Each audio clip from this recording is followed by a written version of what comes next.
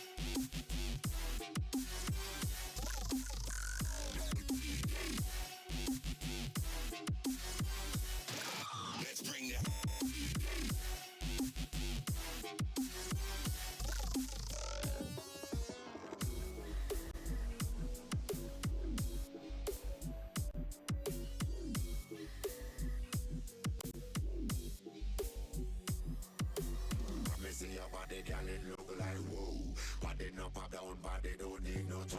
When I do something so you only got me know. Broke out, make the whole world know.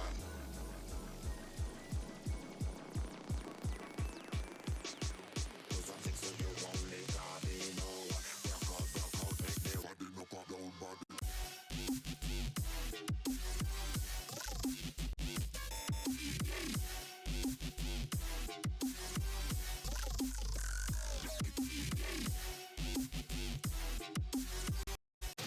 Let's bring the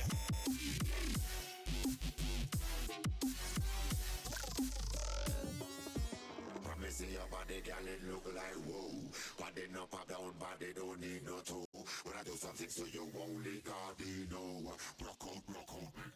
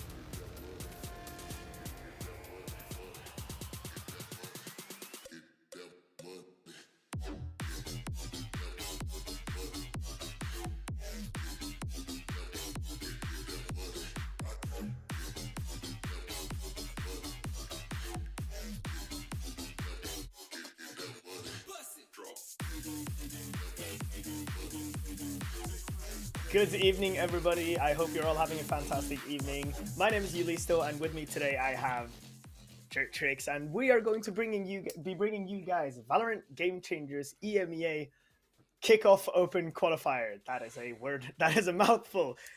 Jerk Tricks, tell me a little bit about the tournament. Tell everyone else what is going on today. Yeah, definitely a long name, a handful of games for these players up ahead in the tournament as well. Of course, this being the open qualifier for VCT 2026 EMEA GC Stage 1. This is the open qualifier, so anyone has a chance to participate. Of course, just a limit of the amount of teams allowed. And this tournament is going across 2 days with 7 games being played between these 2 days, all of them being best of ones in a Swiss format. So there's no elimination. You're fighting until the end. Even if you lose maybe a game in the middle, there's still a chance for you to make it and to potentially qualify to the closed qualifier. Yeah, and the open qualifier is a qualifier of 128 teams, whereas the closed qualifier consists of 16 teams, some of them invited from last year, and some of them from the open qualifier.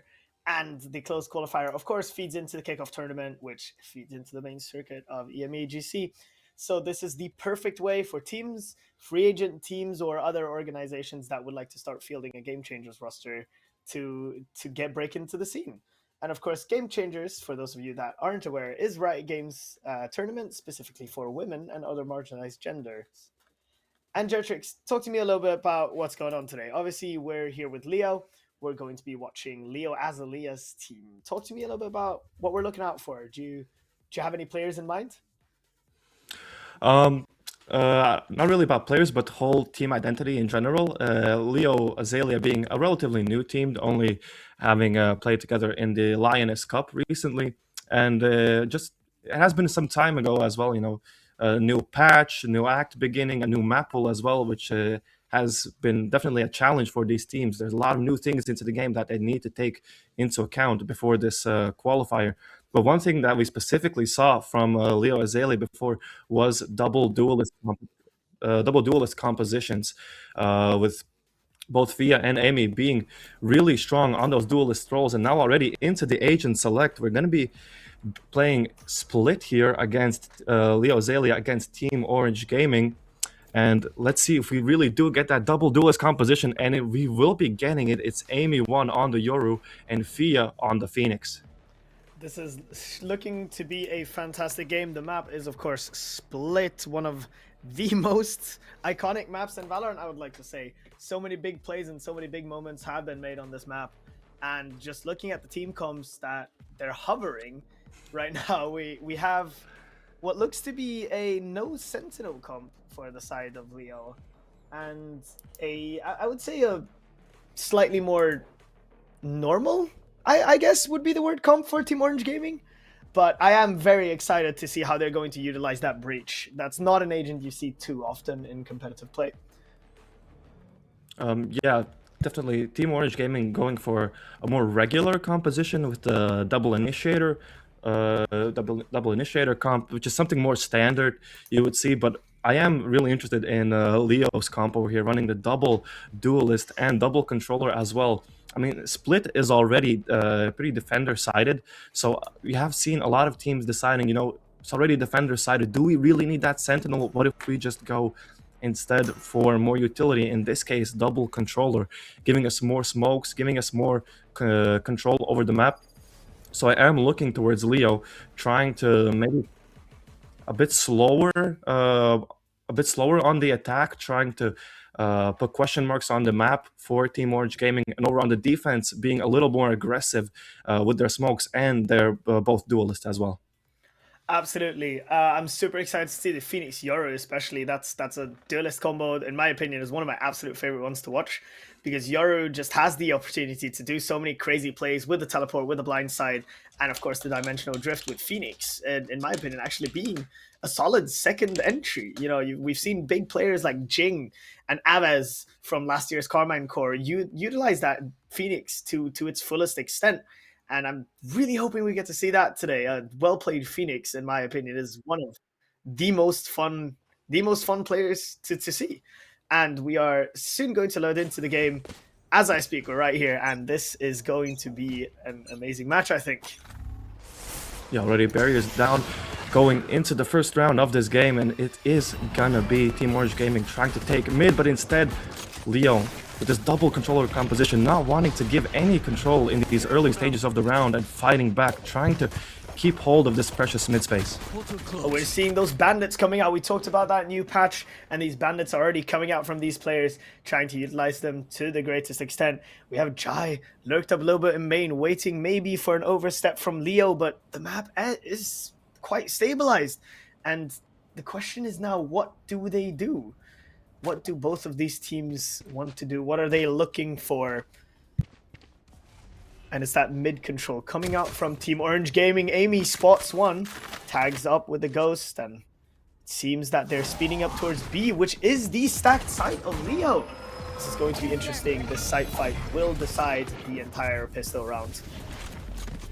And it does seem like TOG is just pivoting off that B site. The fast rotation onto A. Now the question is, can Leo hold or will they break? Mizzy holding the line. The IGL finds one. Gets picked off by Ninsky. Has, however, told her entire team that they are on the A side. 3 players versus a 4-man retake with 2 duelists, an Astra, and that Fade. Utility still firmly in the hands of Leo. Ninsky finds one, but Exia trades it out. This is shaping up to be a little bit of a bloodbath, especially if Korra gets caught in the back looking the other direction. Meadow left in that 1v3, cannot clutch it. Exia finds the pistol round for Leo Azalea, and this is a great start to the game for the Leo girls. And I think in general, this just showcases the way that this team comp is supposed to be played, right? You have these 2 duelists and these 2 smokers, Viper being sort of a sentinel. So talk to me a little bit, Jerchix, about that round and about what you thought. Yeah, I mean, Leo do a really good job in the beginning of the round to stop TOG's mid control. They deny any space TOG would have in the middle, and have a really good read that they might be trying to hit this B side as well. They get a good stack there, and once they realize TOG have given up on this B side, the rotates are immediate over to the A side, and with the better numbers on their side, Leo just finish off the round pretty cleanly. So Amy picked up the Outlaw, smoked off. Seems like Leo's trying to go for the retake, and I can't say I hate the play, I actually quite like it. So talk to me a little bit more. Oh, Mizzy, cheeky low peek. What are we thinking about this side take? Spike planted. I mean, TOG already really good to get the plant down on this eco round. It's going to be great if they get any more picks, but Leo, the weapons there, the numbers as well. Now just Meadow by herself on the site, and although TOG do get the plant down, it's a pretty clean anti-eco round for Leo. 4 weapons saved, and a second round on the board for them as well. Yeah, and this is where the test really starts for TOG, isn't it? If they can't get this round, the economy is just going to keep snowballing for Leo. And let's say you're Leo in this situation. Let's say you're on this bonus round. You have 1 rifle, 2 Spectres, a Judge, and an Outlaw. What would you do if you were coaching Leo and trying to pick up this bonus round? Well, tell me about it. What would you do? Oh, I'm definitely doing something wacky, you know. It's really, the third round is really a round where you have nothing to lose. You know, you have the weaker guns, you're expected to lose, so it really is a good idea to try and throw anything out at the wall, see if it sticks, and it seems for Leo that's going to be an early B main push. The reveal goes there, it gets destroyed, and already we see Leo really reactive on the defense, full B main control for them, and the mid still very hard to get for TOG. Oh yeah, it's that Viper wall kind of blocking up it even more. We're kind of having that double smoke stack up. Fia doesn't even get spotted because Amy just finds the head of Korra. Fia in a nasty position. If Amy can just cover for her for maybe 1 more pick or even half a pick, this could be deadly. Ninsky, however, checks it. And Amy forced to fall back. 4v4 side take on the B side. Weapons handedly on this for the side of TOG. Well, that 1 pick in B main seems to have been what TOG were needing to get into the side, but Exia still on the side trying to make do of something. Now just Ike into the 1v2 spots. The plan does cancel it, but the weapons this time on the side of TOG, and that's going to be the first round on the board for them as well. Yeah, very much so. It's most oftentimes well respected that to win the first spy round against the bonus round, but even now you can still see losing the bonus round doesn't do that much for Leo's economy. They have basically the same economy as the side of TOG. You're seeing TOG all buy up those heavy shields. They're obviously still scared for the outlaw, but the buy is pretty similar. So I'm not too sure about who's gonna win this round. Actually, we're seeing a pretty standard 2-2-1 setup from the side of Leo. So yeah. What are your thoughts? Yeah, Leo also play really passively on the A side, just leaving Amy by herself there with the TP, able to get out, and seems she's gotten onto a really aggressive angle here, though Meadow has let her pass, doesn't know Amy's just on the other side of this angle, but meanwhile on the other side of the map, it's TOG. They really want this mid control. They've been fighting for it before, and this time Mizzy's gonna be the one to go down. Spray through the smoke is really good for TOG, and another pick as well. Amy goes down in A main, pushing maybe a bit too far, and TOG speed up their advance into B heaven as well, getting another on their way. Now the question is, can the B side hold for it's a 2v5 situation? Fia finds one, does not manage the second one immediately, but Aiki cleans it up. Now it's once again forcing TOG to rethink their options. Meadow's already running up all the way with the bomb. What on earth will they do? Aftershock used to deny that heaven space. Fia and Aiki run it back, popped already. Heaven cleared. Should have an idea where the players are. Yeah, I keep placing her stars down, trying to get into the site. No, heaven is cleared, making a beeline straight in toward the site. Only one player here, Aiki, leading the charge. Goes down to Meadow instead, and now just up to Fia. Ult already used. No, util left in hand. Try to get toward the side. The blind as well, being perfect from Meadow. And TOG are gonna equal the score. It's 2-2, and Leo likely being forced back down to weaker weaponry now. Likely gonna have to take an eco, as the past 2 rounds have gone in favor of TOG. Yeah, very much so. This eco round is the breaking point. I think if Leo can pick up this eco round, the momentum gets stopped. TOG have to reconsider. Even though they can probably buy up more weapons, they have to reconsider. And it's now we're gonna see those sheriffs and that one singular bandit that is the new gun of this patch. It's gonna be interesting to see if Leo can make work with these lighter weapons. We're seeing that A main push already. Meadow's gonna have to contend versus 2 here. Amy picks that one up. And now it's the numbers advantage in the hand of Leo. You're seeing Amy already starting to explore. But Minsky just runs straight in. Oh, fast reaction from TOG into the B side after realizing A space has been given up. Getting good control of the side and the picks as well, cleaning up everything here. And the round started off really good for Leo, getting that first pick, but the reaction there from TOG, able to realize the B site might be weaker, might be where we might get the spike down. And now Amy, though, meanwhile, does get a weapon upgrade and does get the first pick, equalizing things.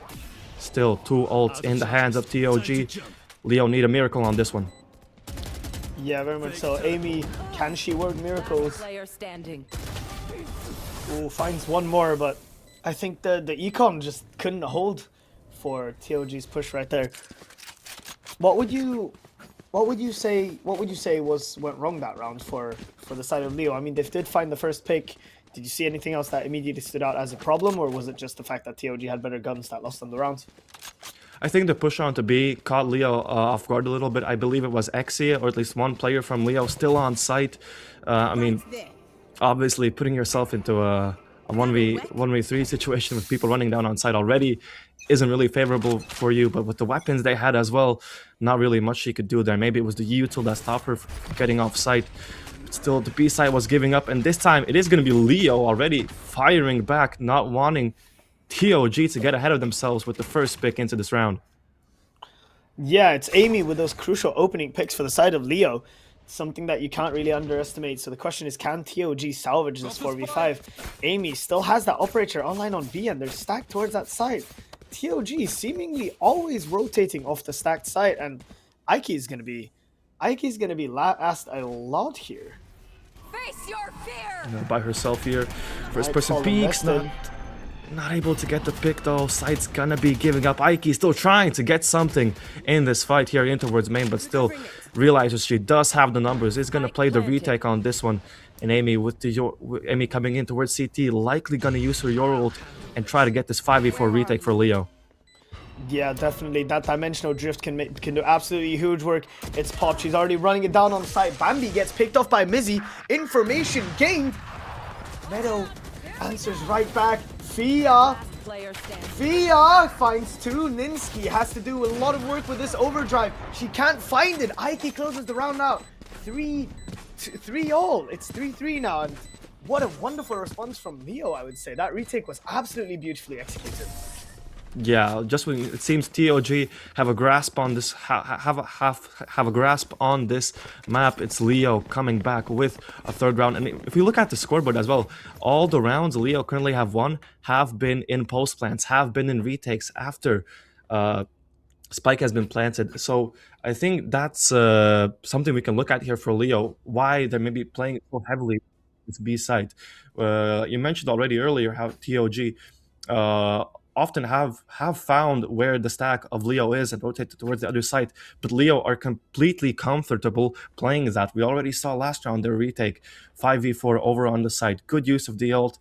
TOG not really able to get their footing on the side, and I think that's gonna be the game plan for Leo. They're gonna try to deny the mid space. They have the Viper wall, they have the Viper orb, they have so much utility over in mid, and then try to fight for one of the mains to be able to play retake on the other one. And I mean, currently, it seems like that plan, although showing various success, does seem to be working for Leo. Yeah, absolutely. We're having a tiny little tech pause right now as well. One of the players had internet issues. But as you talked about earlier, it's those retakes. And if we're looking at the scoreboard right now, we're seeing, I mean, the 3 wins from the side of Leo have all been with diffusers. And I just think these retakes have been executed beautifully.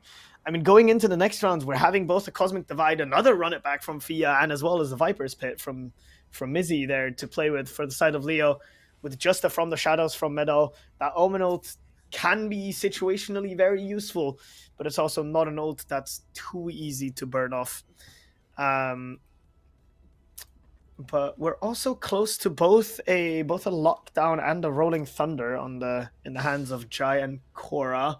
So this is going to be very interesting indeed. Yeah, and another thing I also forgot to mention is specifically if you have a Phoenix on your team, it really is important to try to farm those ult orbs. You know, it's a really good value ult, especially for just 6 points. So teams who play Phoenix will usually want to be aggressive, want to push the mains, get the orbs, and Leo currently are executing that plan to almost perfection. We have a Viper's Pit popping mid just to deny totally. Mizzy has chosen to deploy that trump card with a Judge inside as well. Prowler doesn't clear. This is going to be very dangerous for the sides of TOG if they do not clear her out properly. And you're as well seeing in B main, Fia's already pushed up once again very high, dodges the flash. Exia supports beautifully, finds both. Early advantage for the side of Leo, and now the side of TOG forced to improvise. Mizzy shot in the back by Jai on that lurk. Still 4v3, and TOG haven't gotten anywhere. It looks like they've been standing still for 45 seconds. Really good opener from Leo there in towards B main, but I think just a slight overstep in mid there. I don't think really the push was needed. You had mid control, and now with that Viper Spit disappearing from mid, it's question marks on the map for Leo, but already cleared up Phoenix on the flank here with the running bat clearing full mid space, and now Exia calling over to her teammates that it truly is a B side hit. Now backside by herself, 3 enemy players just outside of smoke. It's Exia and Fia. They did it in main before. Now can they do it on the site? First peek into Exia. It's her on the site, supported by Ike and Fia, and together they're gonna win this round 4-3. It's Leo taking back the lead once again. Leo winning their first round on eliminations and not the plant. Time was getting low for the side of TOG anyways. And now you're looking at this buy, right? You're seeing the rifles come out from the side of Leo, with Bambi and Korra on the side of TOG having that weaker buy, having a bandit, having a classic with shields and meadow as well, going down to the bulldog, seemingly buying up for next. Leo once again stacking that 2-1-2 that they just have been loving the entire game. And TOG once again starting in B main. It looks like a very textbook round. So the question is, who can win this textbook round? Jai seems to want to get a little bit adventurous in B main, but she stays put. Yeah, Mizzy. Second time she goes down to the spam. I mean, TOG, if anything, the spam through the smokes onto Mizzy so far has been really good from them. But instant reaction from Leo in towards A main, clearing all of it. But TOG have heard this Bambi outside of main here. Punishes both of them. Two great shots with the Sheriff. And now the round, which started off with the weapons being in the hands of Leo. Weaker weaponry for TOG, but now it's the numbers that are favoring TOG instead, as they're gonna get the site, and just two players on Leo to try to bring anything back into this round. Aiki and Exia, Herculean effort on their shoulders if they want to win this game. You're seeing that Omen flying through mid as well, and there's still a Killjoy in main.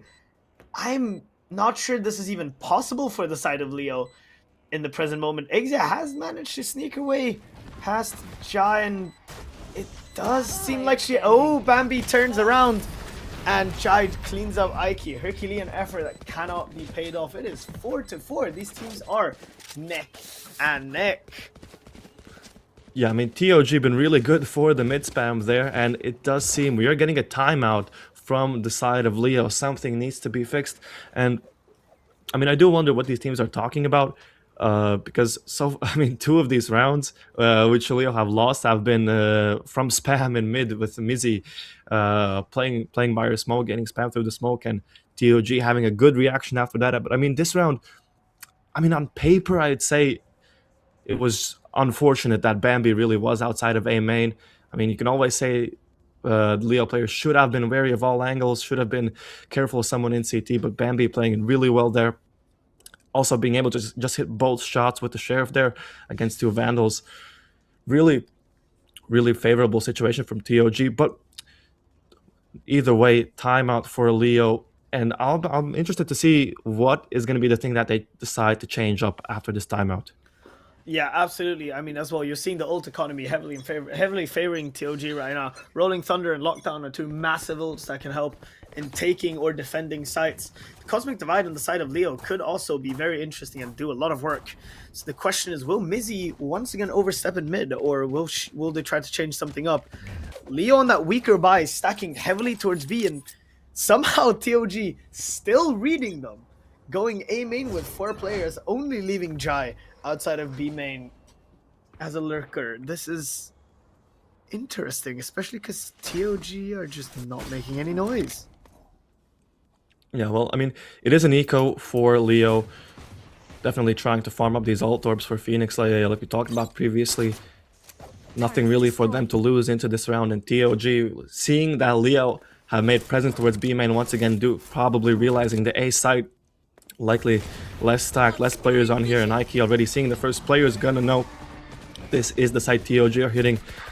No one on the site. It's a free site for TOG and a free pick for them as well, as Mizzy unfortunately does go down in heaven. And now 45 with weaker weaponry. It's Leo to try to into this round.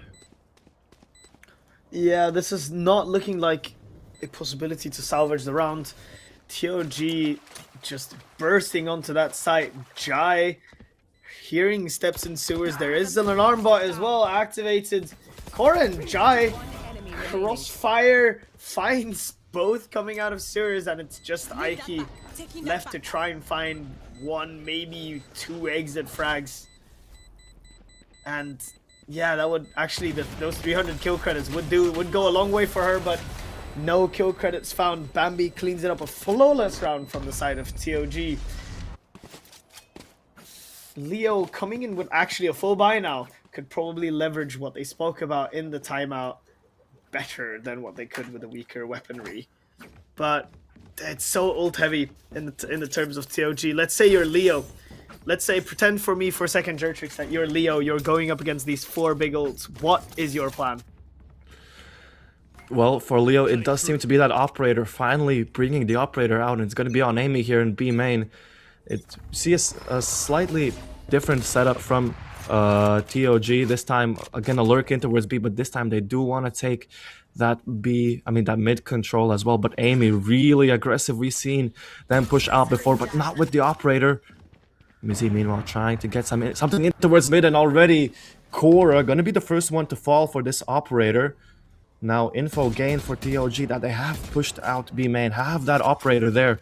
What is their reaction here? Yeah, no, I think it's very important to not overstep here. Mizzy spots one, doesn't re-peek, stays disciplined, communicates to her team. Amy still posted up on this aggressive B angle with the op, showing that she can work it, and there's like 50 seconds left of the round. They're walking up towards mid, and it does look like they're going to try to explode up to heaven. Nightfall invested from the side of TOG. Mizzy falling back ever so slightly. Exia peeks out, finds one, doesn't find the second one. But now TOG put in the vice grip, getting squeezed. Mizzy and Fia cleans up the round. 5-5. These teams just cannot pull away from each other. Yeah, and really well done by Leo there to keep good space in towards B main, not letting TOG get any of that, forcing them to go through mid. TOG not really having explored up to A main. Their only real option, only real safe option was that small piece of space they gained in towards mid, and they choose to go into B heaven there, and with good positions there from the Leo players in towards vents, in towards B main. It's really hard to get on the site. So many angles to clear, and really well done by Leo after that timeout. They're keeping the game within reach. It's 5-5, and now a timeout for Team Orange Gaming. What do they have to discuss? 2 important ults online for them as well. The Omen ult also available as well, but unfortunately I wouldn't say it gets as much value as the Breach ult, for example, but still available for use. Gonna have to try to shake things up, or otherwise Leo might be running away with it and finishing with a 7-5 half. Yeah, I think especially on the side of Leo as well, Aiki has held that Cosmic Divide for a couple of rounds now and not used it. Exia also farmed up to her own Nightfall, and the others not far behind on their ults. So the question really is, what is the plan here for TOG? Are they going to leverage that lockdown? Are they going to leverage that Rolling Thunder? The lockdown hasn't been used all game, and neither has the Rolling Thunder. So it will be interesting to see if they decide to spend more than one ult to take the side, or if they're going to try to cycle the ults better in these last 2 rounds so that Leo don't pull away with the score. It's a five-person stack towards A. Exia has a Guardian, a little bit of a weaker buy. Lockdown invested. This is going to be very interesting. Nightfall countering. Jeez. It's so much stalling opportunity. Exia has essentially just stalled out the entire lockdown. The lockdown's for squad because Mizzy just finds 2 immediately. Leo with a beautiful response to this.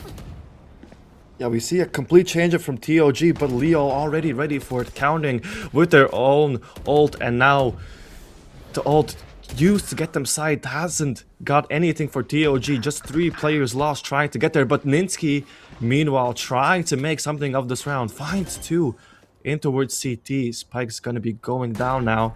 Still numbers in favor of Leo. Good positioning from the players as well. They have cleared a lot of space. They know both of theirs have been funneled on into the site. Exia now, the reveal. Gonna give them that information. They're playing in towards there. Leo need to play together. One player still with the op as well, but they're slowly creeping around backside. TOG having no idea. Meadow's gonna be the first one to go down, and now Exia still runs out of bullets, and Mizzy gets revenge for the time she's been spammed in towards mid and gets the 3rd kill of the round, and it's a 6th one for Leo as they move up, getting the lead back once again. Mizzy faster on the draw with the shorty, pulls it out, and at range puts Ninsky down. Leo guaranteed an even match at halftime. Now the question is, can they get another one to have the lead at halftime? Fia, once again with that run it back, could do massive damage. Cosmic Divide still not been used. It's a perfectly good defensive tool in my opinion. But again, you look at the side of TOG, there's still that Rolling Thunder, it's still a threat. Oh, and it seems it's gonna be a really similar setup for TOG, and Mizzy's gonna be the first one. See these enemies here, oh, fighting towards the main. The Prowler not gonna spot her though, but enough utility to stall an instant push. TOG, the smoke in their face, Smalley at their feet. They can't go just yet, but a lot of noise already made. And meanwhile, on the other side of the map, Leo have cleared all of mid. Chai maybe having some notion that this has happened, gonna peek in towards the operator, goes down, and that's all info gained, all info lost for TOG. Their only hope now is this A site. That's where they have the info, that's where they have the players, but the Leo players already here, ready to greet them. Thea finds the first one. Can she find more? There's two people on ramp. Amy finds Meadow, and this does not look good for the side of TOG, but Bambi does quick work of two of them. Dimensional Drift available for Amy, but that would put her teammate in a situation where Amy can't help her fight. Now the question is, Mizzy, does the IGL read the ramp's position? Yes, she does. And Bambi is about to be shot in the back of the head. Trigger discipline. Finds the first, finds the second. Mizzy, the IGL with the big brain play there, knowing the other player is probably close, having the patience to wait for them to walk into her site. And Leo with a 7-5 lead at halftime. Brains on the side of Leo here on display. Mizzy, great lurk in towards A main. They're coming on that flank there, getting both players from behind, getting that 7th round for Leo as well, making sure they come into the second half with the lead. And I mean, good job from Leo there on the defense. They got 3 Phoenix ults, if I'm correct. So really using the low charge ult there to its full advantage, and it's likely going to be something that we're going to be seeing on their attack side as well. I mean, Spike positioned in towards B, but most of the players already here in towards the A side trying to fight for this orb. This is going to be a very interesting fight. Minsky trying to take that first contact, followed up by a Prowler, and yeah, it's just this massive A-brawl that we were talking about, with 3 people now from the side of TOG pushed up to the orb, ready to take it. Mizzy walked up mid with a bandit, sees Meadow in V Heaven. And now the question is, what do Leo do from here? They know that there's 3 people in A main. They're going to have to speed up if they want to hit the site, but there is the Killjoy setup. Turret's broken Heaven. Meadow with just a classic, blinded up, and Leo taking that space. And I would like to highlight as well, Amy in vents. This could be a very interesting round if Amy can get one pick there if someone tries to rotate through. Yeah, and it seems TOG have realized what Leo are doing, choosing to play for the retake as well, considering most of their forces were on the A site. And now Spike's gone down. It's TOG on the retake, but Amy's the ace in the pocket for Leo. Can she get this lurk off in time, or TOG, can they make it onto the site before Amy gets on their flank? Hot hands invested. Meadow so aware. Amy, however, with the ghost finds one. Cora tucking in the corner, finds one. Minsky as well, using the bandit to take Mizzy's head off. Bambi taking Exya's head off. Fia forced to fight in main against Bambi. She's been so clean this entire round, but the post plant from Aiki could be the decider. Spike being stuck.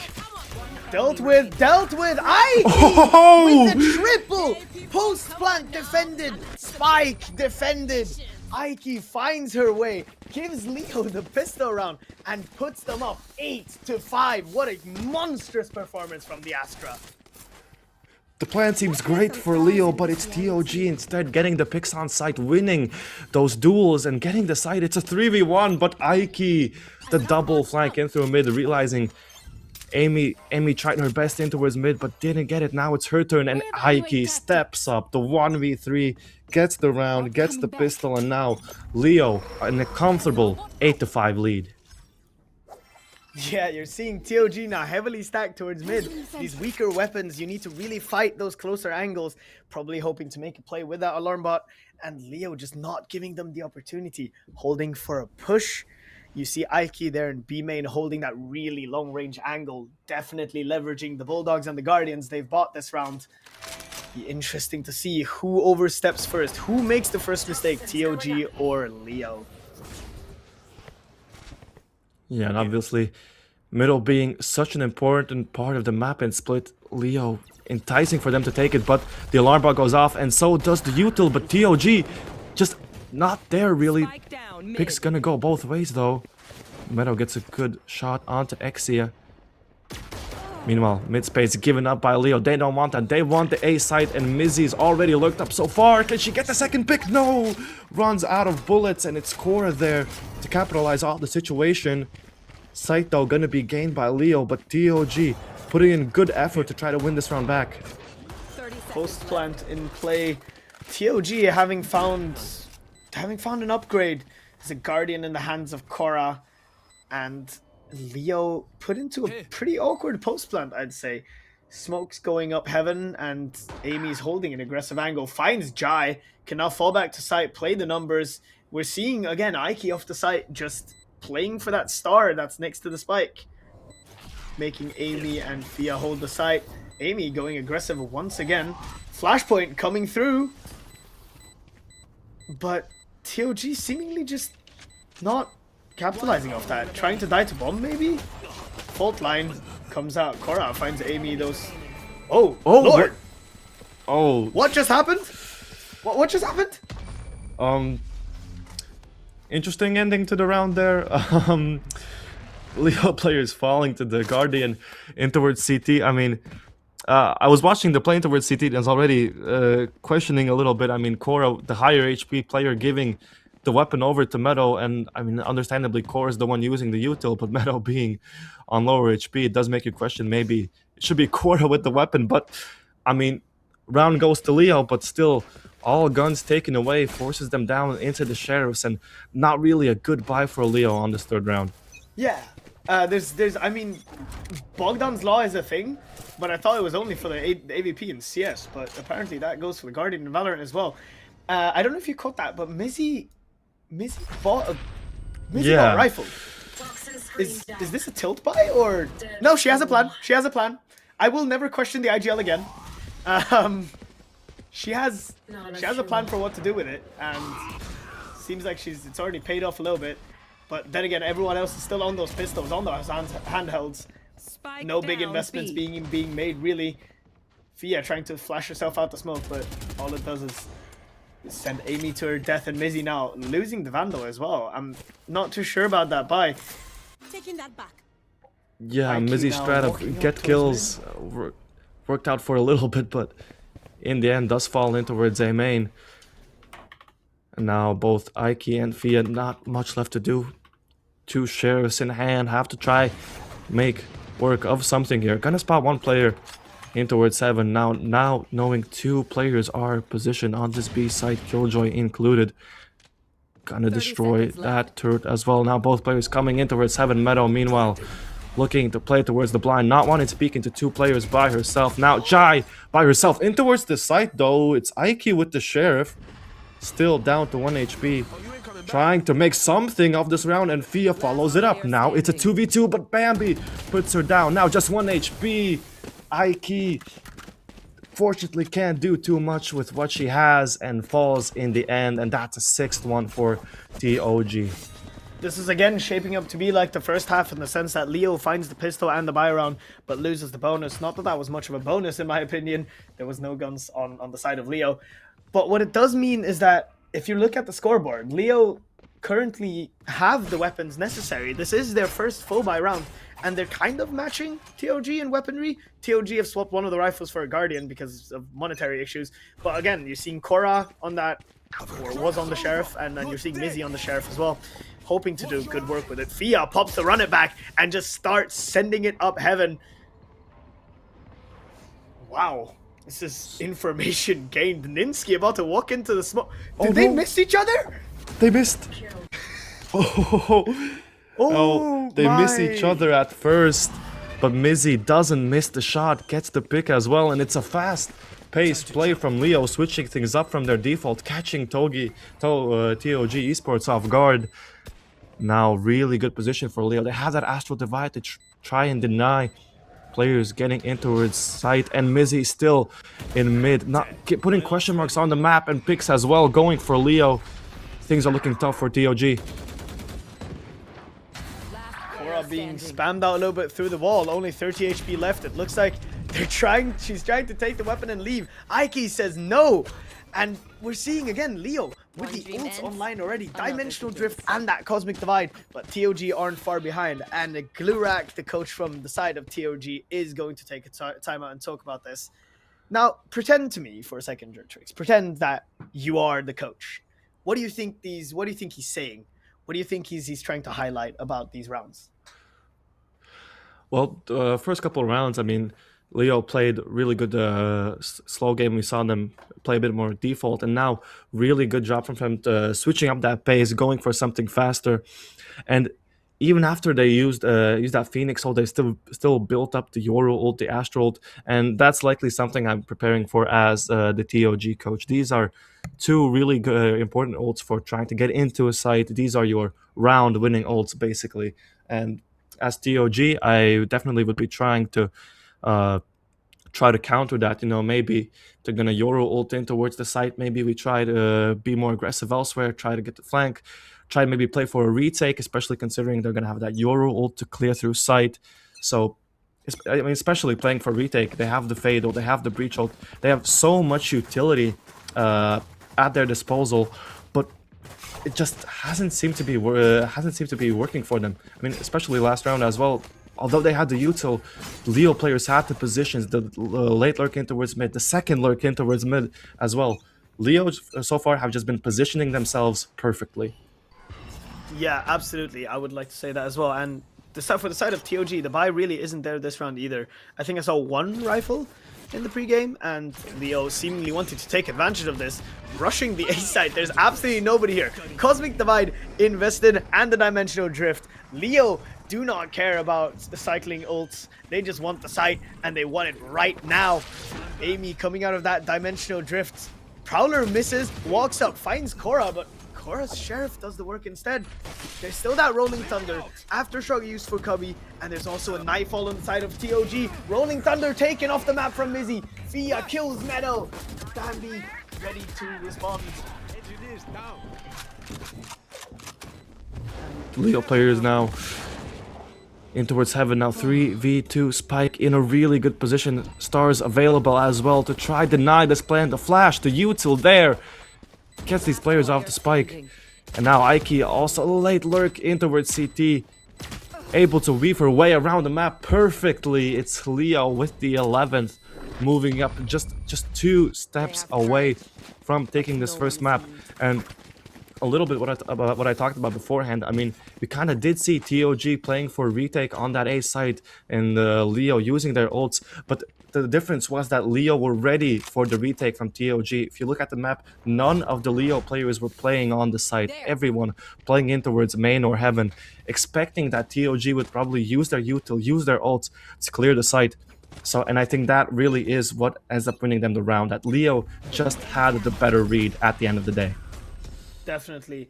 I think absolutely that makes a lot of sense. We're seeing this Ninsky. If she finds the orb or a kill here, she has the ult. Nothing. Just damage traded. Not even damage trade out. Meadow holding this mid position. Does Amy check her? Amy does. Finds the headshot as well. Takes it clean off her shoulders. And now Ninsky and Korra seemingly getting pinched on the B side. She's alone. She has to hold one off the overdrive, but the overdrive is a very dangerous ult to use. You can run and gun with it. Amy is not checking under her feet, but if she does check it, she would have found Ninsky. Ninsky instead finds 2. Amy with the 3rd, Bambi responds. Amy with the 4, on for the ace. It's the 1v1 versus Bambi. And the angle's just not right, but Aiki's still alive, and she's shown us in that pistol round how dangerous she can be in this post-plant position. 2 stars placed down. It's going to be a very interesting round to see. Bambi has so much to do, so many angles to check in.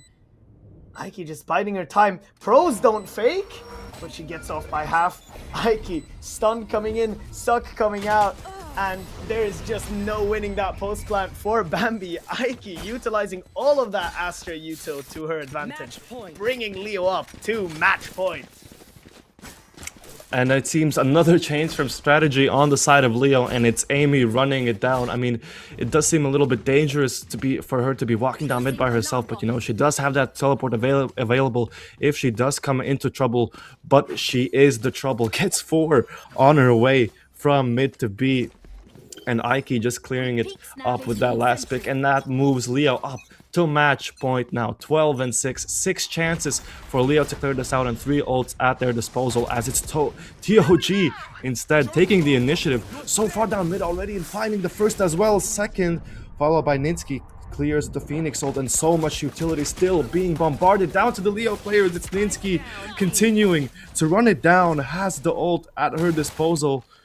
They do know Ike's around this corner and do decide to stop this push for a second, as that's what falters them.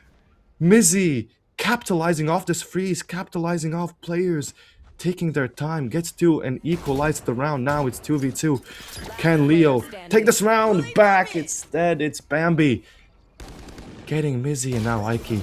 Hero last round, but this time, unfortunately, it's Bambi for TOG, as they still keep themselves alive for one more round. I think that neon overdrive, that overdrive from the side of TOG, and that run, just straight up running it down mid, did so much work for them. And again, this round, you're still seeing the ults going heavily in favor of Leo. They're one off the dimensional drift again. They still have the pit. They still have the nightfall. And the side of TOG, I mean, again, that Omen ult from the shadows can do quick rotates on defense, and that Rolling Thunder is potentially very dangerous as well. But if Leo just leverages round right, if they just invest 2 heavy ults and maybe even the dimensional drift, I don't think there's anything TOG can do to win this round. Bring them down. Yeah, and this time we do see a slower start for Leo. 4 players in towards A here, waiting for some kind of reaction from TOG, but nothing coming just yet, as Bambi can be the first one to peek. Does trade some good damage with the players in main there, and now the jig is up. Leo trying to make their way in toward the A side, but good util from TOG to help stall though. Spike gonna go down soon enough, and once again it's Mizzy on this push in towards Heaven, punished by Meadow instead. Spike gonna be going down, and Leo want more space. Amy here pushing in towards CT, pushes into the crosshair of Bambi. Fia there to trade, and the Rolling Thunder finally coming out from TOG. Players going into the site. Fia here trying to stall, trying to get the time down, and Bambi runs out of bullets. How does this happen now? Players flooding in towards site. It's chaos. It's a 2v2. Fia still on the site, still fighting. Flash goes out, gets her 4th and her 5th in the round. It's an ace to close the map out. An ace to close the map 37. out and close the match out. What a game we just watched. Holy. Wow, Jerchix. Talk to me a little bit about that game, that 13-7 scoreline after a 7-5 half. What do you think Leo did so well on their attack side that TOG just could not respond to?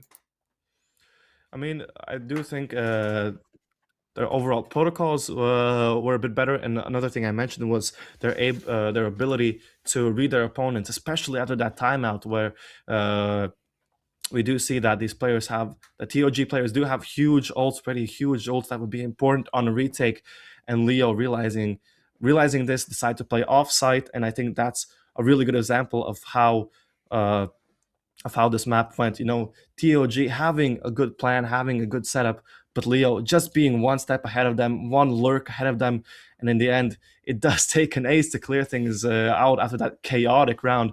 But with a 13-7, Leo do take their first map of the day. Yeah, and we'll just finish out this map, of course, by looking at a little bit at the scoreboard. So,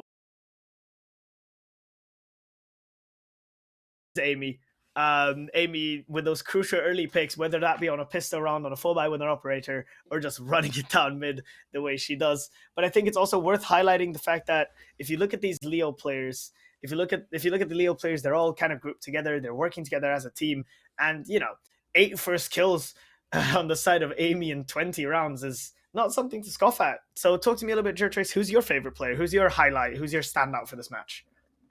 I mean, I definitely have to agree. Amy really was fantastic this map. Playing together with Fia, we saw them, especially on defense, taking space really well together, taking all the mains together. And that's one of the reasons why Amy has all those 8 first kills. Together with Fia, they were able to take so much control on the defense, able to set themselves up, and just taking that space, letting the enemies peek into them by trying to retake it, and just setting themselves up for a really good round. And in total, I think all the Leo players played really well here. I mean, Amy, of course, being the MVP, but we're we're looking at Fia, just 17 kills, Mizzy as well, 17 kills, not far behind. I think it really was a team effort in the end that brought Leo across the finish line. I definitely think so as well. And this team play that we've seen, this teamwork we've seen, we'd like to really keep seeing it, obviously, in the rest of the tournament. And I think a lot of Valorant esports, even though like it's a tactical shooter game, I think a lot of Valorant esports kind of depends on if you have the team, right? If you just check the side of TOG, Bambi was out fragging everyone on Leo, but that at the end that didn't really matter because as a solo fade, if all you're doing is fragging, you can't really carry your team to victory, right? And we were talking about it before the game as well. That Fia, that Amy, that Yoru, that Yoru and that Phoenix gameplay together. Talk to me a little about how that felt. Did you like the way they played Yoru Phoenix as a duo? No, yeah, definitely. I mean, first off, already being able to take space so aggressively on defense, especially on split, really important for the team. And the second reason as well, Fia obviously being on the Phoenix. The ult is just 6 orbs, and I believe they use it 3 times throughout the defensive half. If you take that space, I mean, that's already a huge bonus for them. But then you get the ult orb, you potentially get a pick, and it's just such an easy way to have a good start to the round and build up your ults as well. So it really did seem like Leo came into this map with a really calculated plan and an idea how they want to play this out. Definitely, I agree with you wholeheartedly, and I think it's so impressive to see all of these Phoenix players when they play this agent competitively. To the way they just farm that ult like it's nobody's business, right? The run it back 6 points. That's like 3-4 rounds maximum for these players. But also, even though we've moved on from the scoreboard a little bit, we still have to talk about Aiki. What a standout post plant player she is. Maybe not the most kills, but that monstrous 3K on the pistol round and just all those general annoying post plants, I guess, where if you as a diffuser walk up to a spike and see 2 stars next to it, you know there's nothing to be had there. You're gonna tap the spike and a gravity well's gonna come out and just pull you right off it. But again, Aiki's highlight pistol round, what a player she is. Yeah, I mean, retakes definitely being the name of the game for Leo, both on the defense and attack. I mean, we already talked about how on the defense, a good part of the rounds one came from retakes, able to expect where the opponents are heading, able to play those retakes, and on the attack as well, able to deny these retakes instead. And like you mentioned, especially Aiki with her late lurks in towards mid, her late lurks towards spawn as well, and she has so much util to stall. It was a really good game plan from Leo in general and Aiki. I mean, just a cherry on top in those post plans. Really a pleasure to watch. Definitely. So we'll be back later for more games. Right now we're going to go to a short little break, and then soon we'll be back more with these Leo girls and see more post plans, see more Yoru Phoenix, hopefully, and just in general see more good Valorant. Thanks for tuning into this match. We will be back shortly. I hope.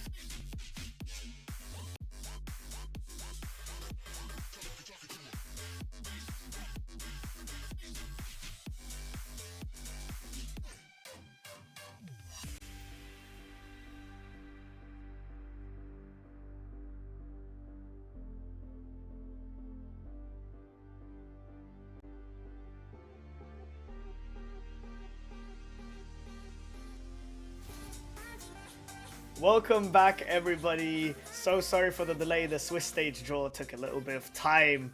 We've, of course, come back for game 2 for the VCT EMEA Game Changers Kickoff Open Qualifiers of 2026. And Jertrix, tell us a bit. I mean, obviously, Leo came off a win now. Are we expecting them to carry the momentum forward against our new opponent, Hinonetsuki? Yeah, hopefully we can continue the second map just as we did on the first map. Looked a little bit shaky, maybe in the middle against Team Orange Gaming, but in the end, Leo uh, really rallied together. Great team play from everyone on the team, especially Amy and Fia, like we talked about, and closed out the first map of Split 13-7. And now we are going to be moving on to the second game now against Hinode Tsuki. Now, this, of course, being the Swiss format, means you're going to be playing up against teams with the same results as you did. So you win a game, you play against another team that won a game beforehand as well. And last game, Hinode Tsuki went 13-5 against Le Putinus. Sorry if I pronounced that incorrectly. Unfortunately, we can't see which map they played, but a 13-5 result, definitely a strong showing from Hinode on their first map in the tournament. Yeah, definitely. And I think if Leo can keep up the form with the team play, there should be realistically not too much problems. Obviously, that 13-7 against TOG versus that 13-5 that Hinotsuki just delivered could mean something else, but Le Poutinet could also just be a team that was easier to beat. So it is all up to see and to see what happens. I'm very excited to keep seeing the plans from Mizzy, the IGL with the biggest brains, and as well as the fantastic players that are Amy and Fia that we've highlighted so much, that duelist duo. Interesting to see if we're going to keep running that double duelist or if they're going to switch it up a little bit. I guess that depends on the map, of course. Tell me a little bit more. Let's say they do play the Yoru and the Phoenix again. What are we looking out for? What do you want to see from this? I mean, yeah, we already before last game we talked about how Leo are really big fans of that double duelist composition, and I think now is also a good time to start running it. I mean, it's already been growing in popularity, and right now we're seeing teams shift away from the previous meta, which was kind of double initiator, relying on their utility a lot. But now people are realizing, up in these higher levels of play, the breach flash, the KO flash, it's good. But most of these pro players, their reactions are good. They're already really good players, and those flashes and that utility may not have as much of an effect anymore as it did. So we're seeing people move away more from things like flash initiators and instead filling these gaps with duelists. And one of the main duelists filling the spot has been Yoru. I mean, of course, he still has flashes, also dodgeable, but still he brings in such an entry power that other duelists, it's a bit hard for them to compete, especially since he has both entry and utility, which is hard to find in another agent. I mean, a good example might be Waylay with her slow, which is also really useful on the exec. But I do feel like Yoru's utility kit is a lot better, especially in the sense where it's easier for Yoru to take 1v1 duels. You have the flash, you have the TP, you have the fake. There's a lot to help set up teammates and a lot to help set up himself. But with for example, which could be likened to Yoru, she needs more support when she's entering onto the site. I love how we talk about the double duelist and Leo just instantly delivers it to us. We are getting that double duelist that is not a Phoenix Yoru, but it is a Raze Yoru, and I am very excited to see that. Once again, running double smokes. I'm assuming that Mizzy likes to play the Viper kind of more like a Sentinel maybe than as smokes, but we're still getting basically a very similar team comp with double smokes, double duelist, and even looking at the other side, on the side of Hinode, we're seeing a more, how can I say it, more conventional bind comp, I'd say. Two smokes, two initiators is more standard as far as I am aware. So talk to me a little bit about that team comp. Do you think Leo matches up well to that, or will this be a counter pick? Yeah, I think both of these compositions, first thing you notice is none of these teams have a Sentinel, and Bind obviously being a map where people have not really been playing Sentinels for a while, and I do think I am slightly more in favor of Leo's comp, especially with that Yoru pick, it really is very versatile on both sides of the map. You know, on defense and attack, you can make really quick rotates with the Yoru TP. On attack, you can make really good fakes with the Yoru. You never really know where that Yoru can be on the map with all the teleports they have in hand. And of course, both teams going for the Viper pick, which has been a staple on Bind for the longest time as well. And I do like the rest of the picks for the side of Leo. You know, Fade, really good information agent, helps clear in the gaps that Leo might have. You know, again, playing the double duelist, likely they're going to be really aggressive, trying to take space, and you know, when you can't really do that, or when you want to do that, you have the utility from Fade there to set it up. And of course, to top it all off, you know, the extra smokes on Brimstone. And then once again, a Brimstone really a staple on Bind, one of the maps where he has been seeing more play, you know, compared to other maps where he hasn't really been played as much.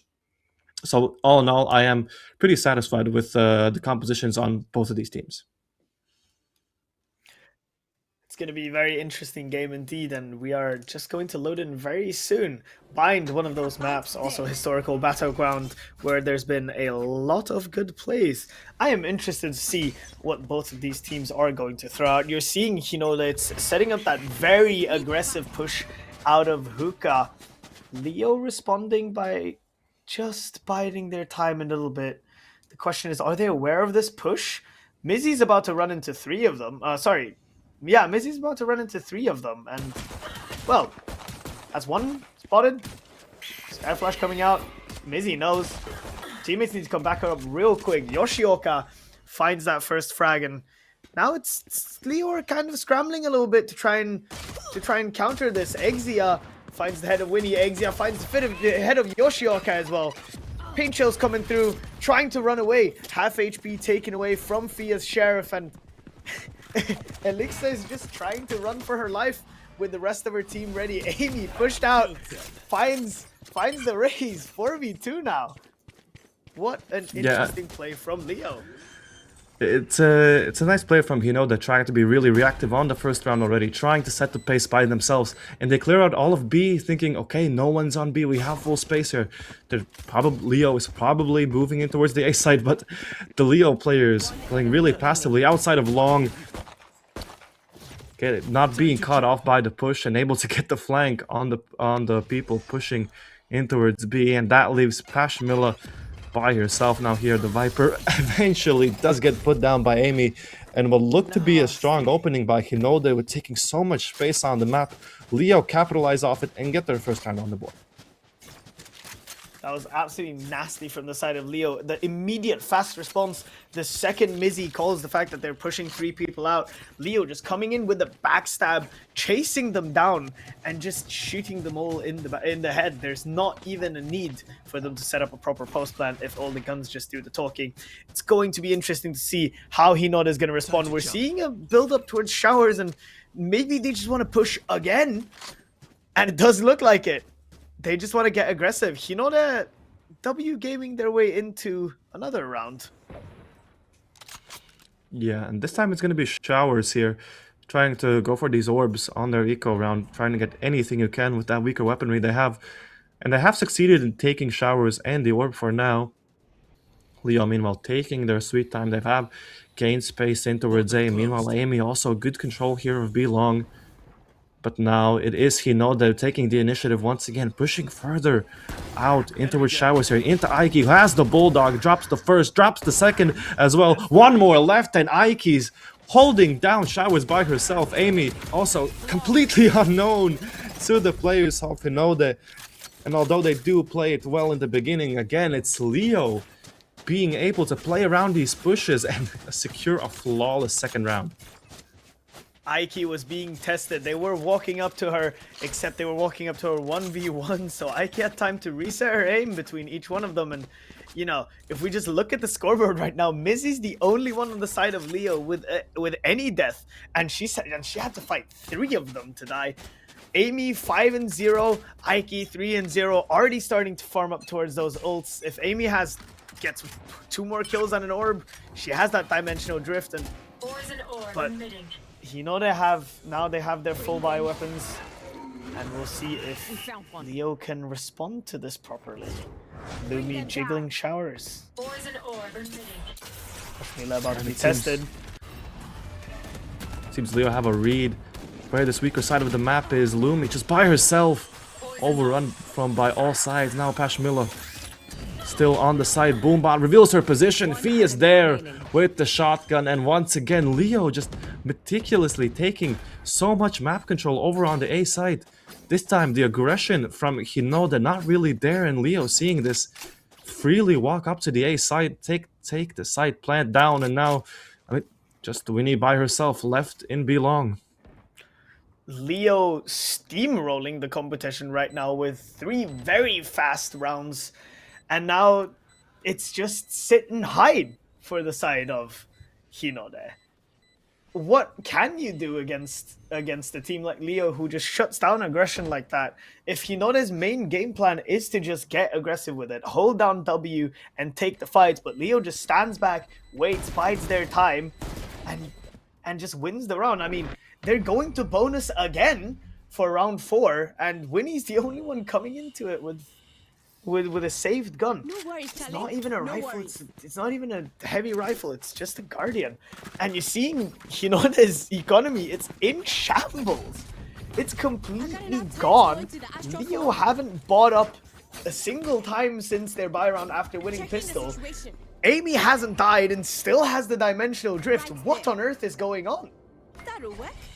Yeah, I mean, the problem sort of on that A side was that both of these players were disconnected from each other, both Lumi and Pashmilla in their own spots, having to fend for themselves and not able to do so against the utility being bombarded at them. And once again, we see them going on the attack this time.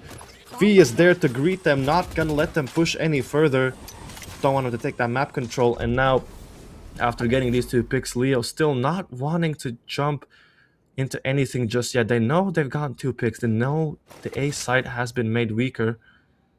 But still, with so many angles to clear, they have to be meticulous about it. And Winnie spotted as well.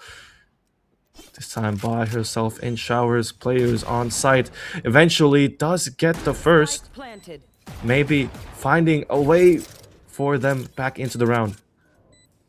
Yeah, it's still a 4v3 post plan with a side of Leo, Amy finding Winnie as well, removing that showers pressure totally. Pashmilla only has a sheriff, and I believe there isn't a gun either in the hands of Lumi. Yeah, that's a sheriff as well. So it's a 3v2 post fight with a sheriff. Round's been looking a little bit closer, especially considering the econ at the beginning of this round.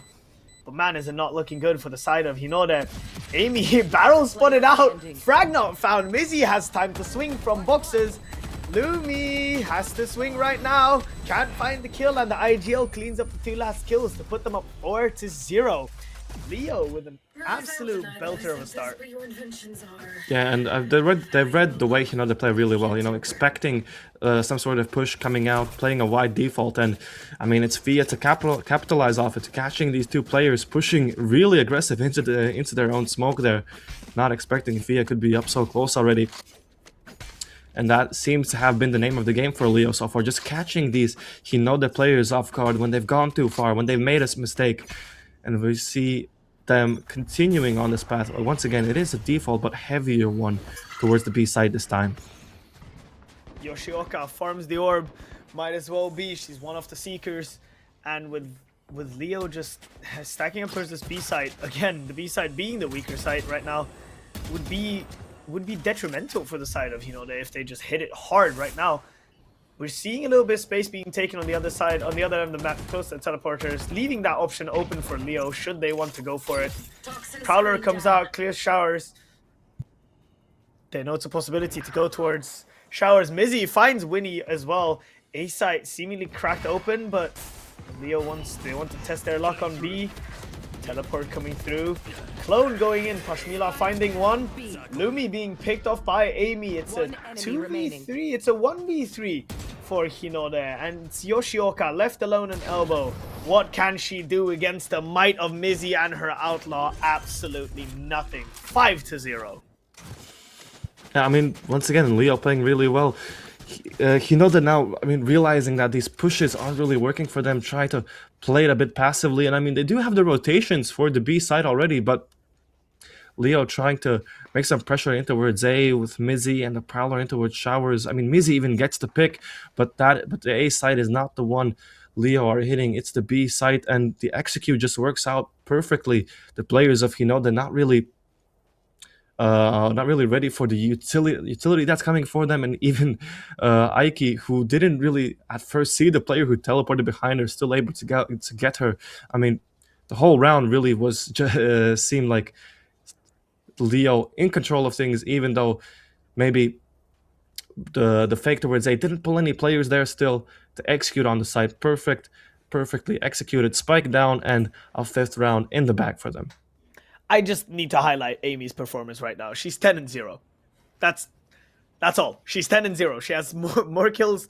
She has like double the kills of the enemy team in total. She's 10-0. She's smurfing on literally everyone right now. I have no idea what's going on and how that's been allowed to happen. We have a Fataled as well. There's a Nightfall on Exia, just ready to rip. There's a Nightfall on Lumi as well, and the Seekers from Yoshioka. But at this point, in this round against Classics and Sheriffs, and the old Spectre, I don't think any ults should be ripped from the side of Leo unless you absolutely needed to scare it. But again, what are Hinode going to do? It seems they're just outmatched and outplayed in every single way possible.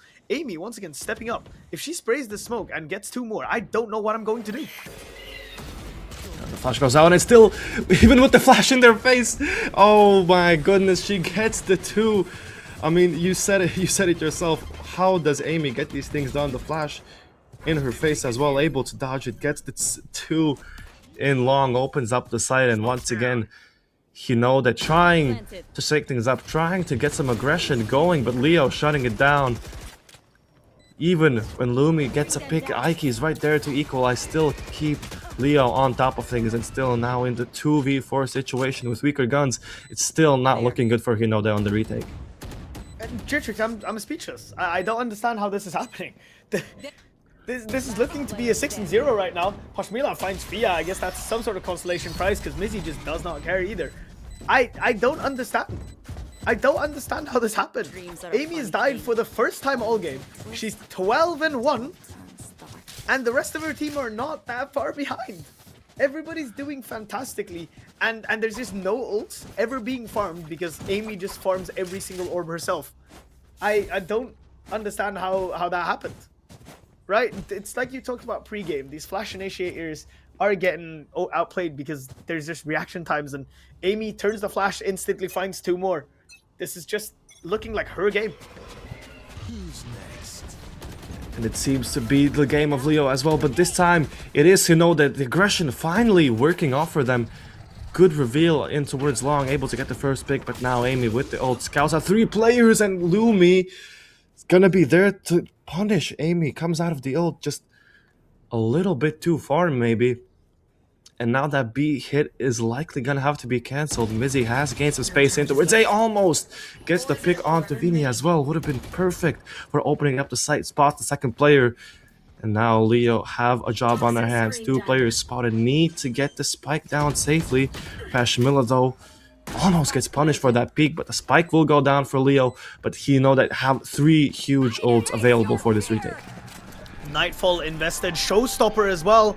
This could be absolutely huge if Fia finds her targets here in CT.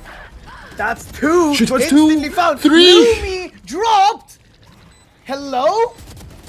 What on earth is going on? She The goes for 4th. the ace. Finds the 4th. Does she find Winnie as well? Ace for Fia. 7-0. It does not matter if they are down numbers from early picks from Hinode. Fia does not care. She says, look at me. I can frag as well. I am a duelist as well. Showstopper pop finds 2. Finds the other ones afterwards as well. What can you do as Hinode at this point? You find those early picks. You feel like, yeah, this round's going to be a lot easier. And suddenly, Fia just becomes her. What can you do? There's a reason they've been playing these double duelist comps, and they're showing us it right here, right now on Bind. Both Amy and Fia, the heroes of Leo with that ace. I mean, what can you do against that Showstopper? You think you've pushed so far already, but still not far enough to dodge the Showstopper. And again, we see aggression from Hinode. This time it's the pick on the other side of the map, but still much space gained as Fia this time equalizes for Leo. Now 4 versus 4, Hinode have taken really good space in towards B and A as well. These Leo players getting sandwiched from all sides. Can they make it through the web that is Hinode's defense at the moment? Oh, there's so much uncertainty about it. There's a no man's land. Ike's about to be caught up from the back, I was about to say, but Elijah just finds her from the front. Fia swings past. Elijah finds one more. There's 3 ults on the players of Hinode. If I'm them, I would guarantee a round right now by popping a couple of those.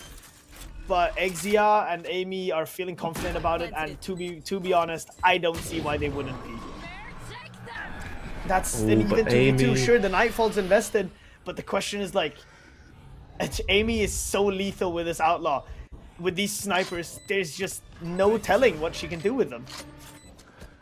And the flank also in motion, already wrapping around. Will the Hinode players expect it now?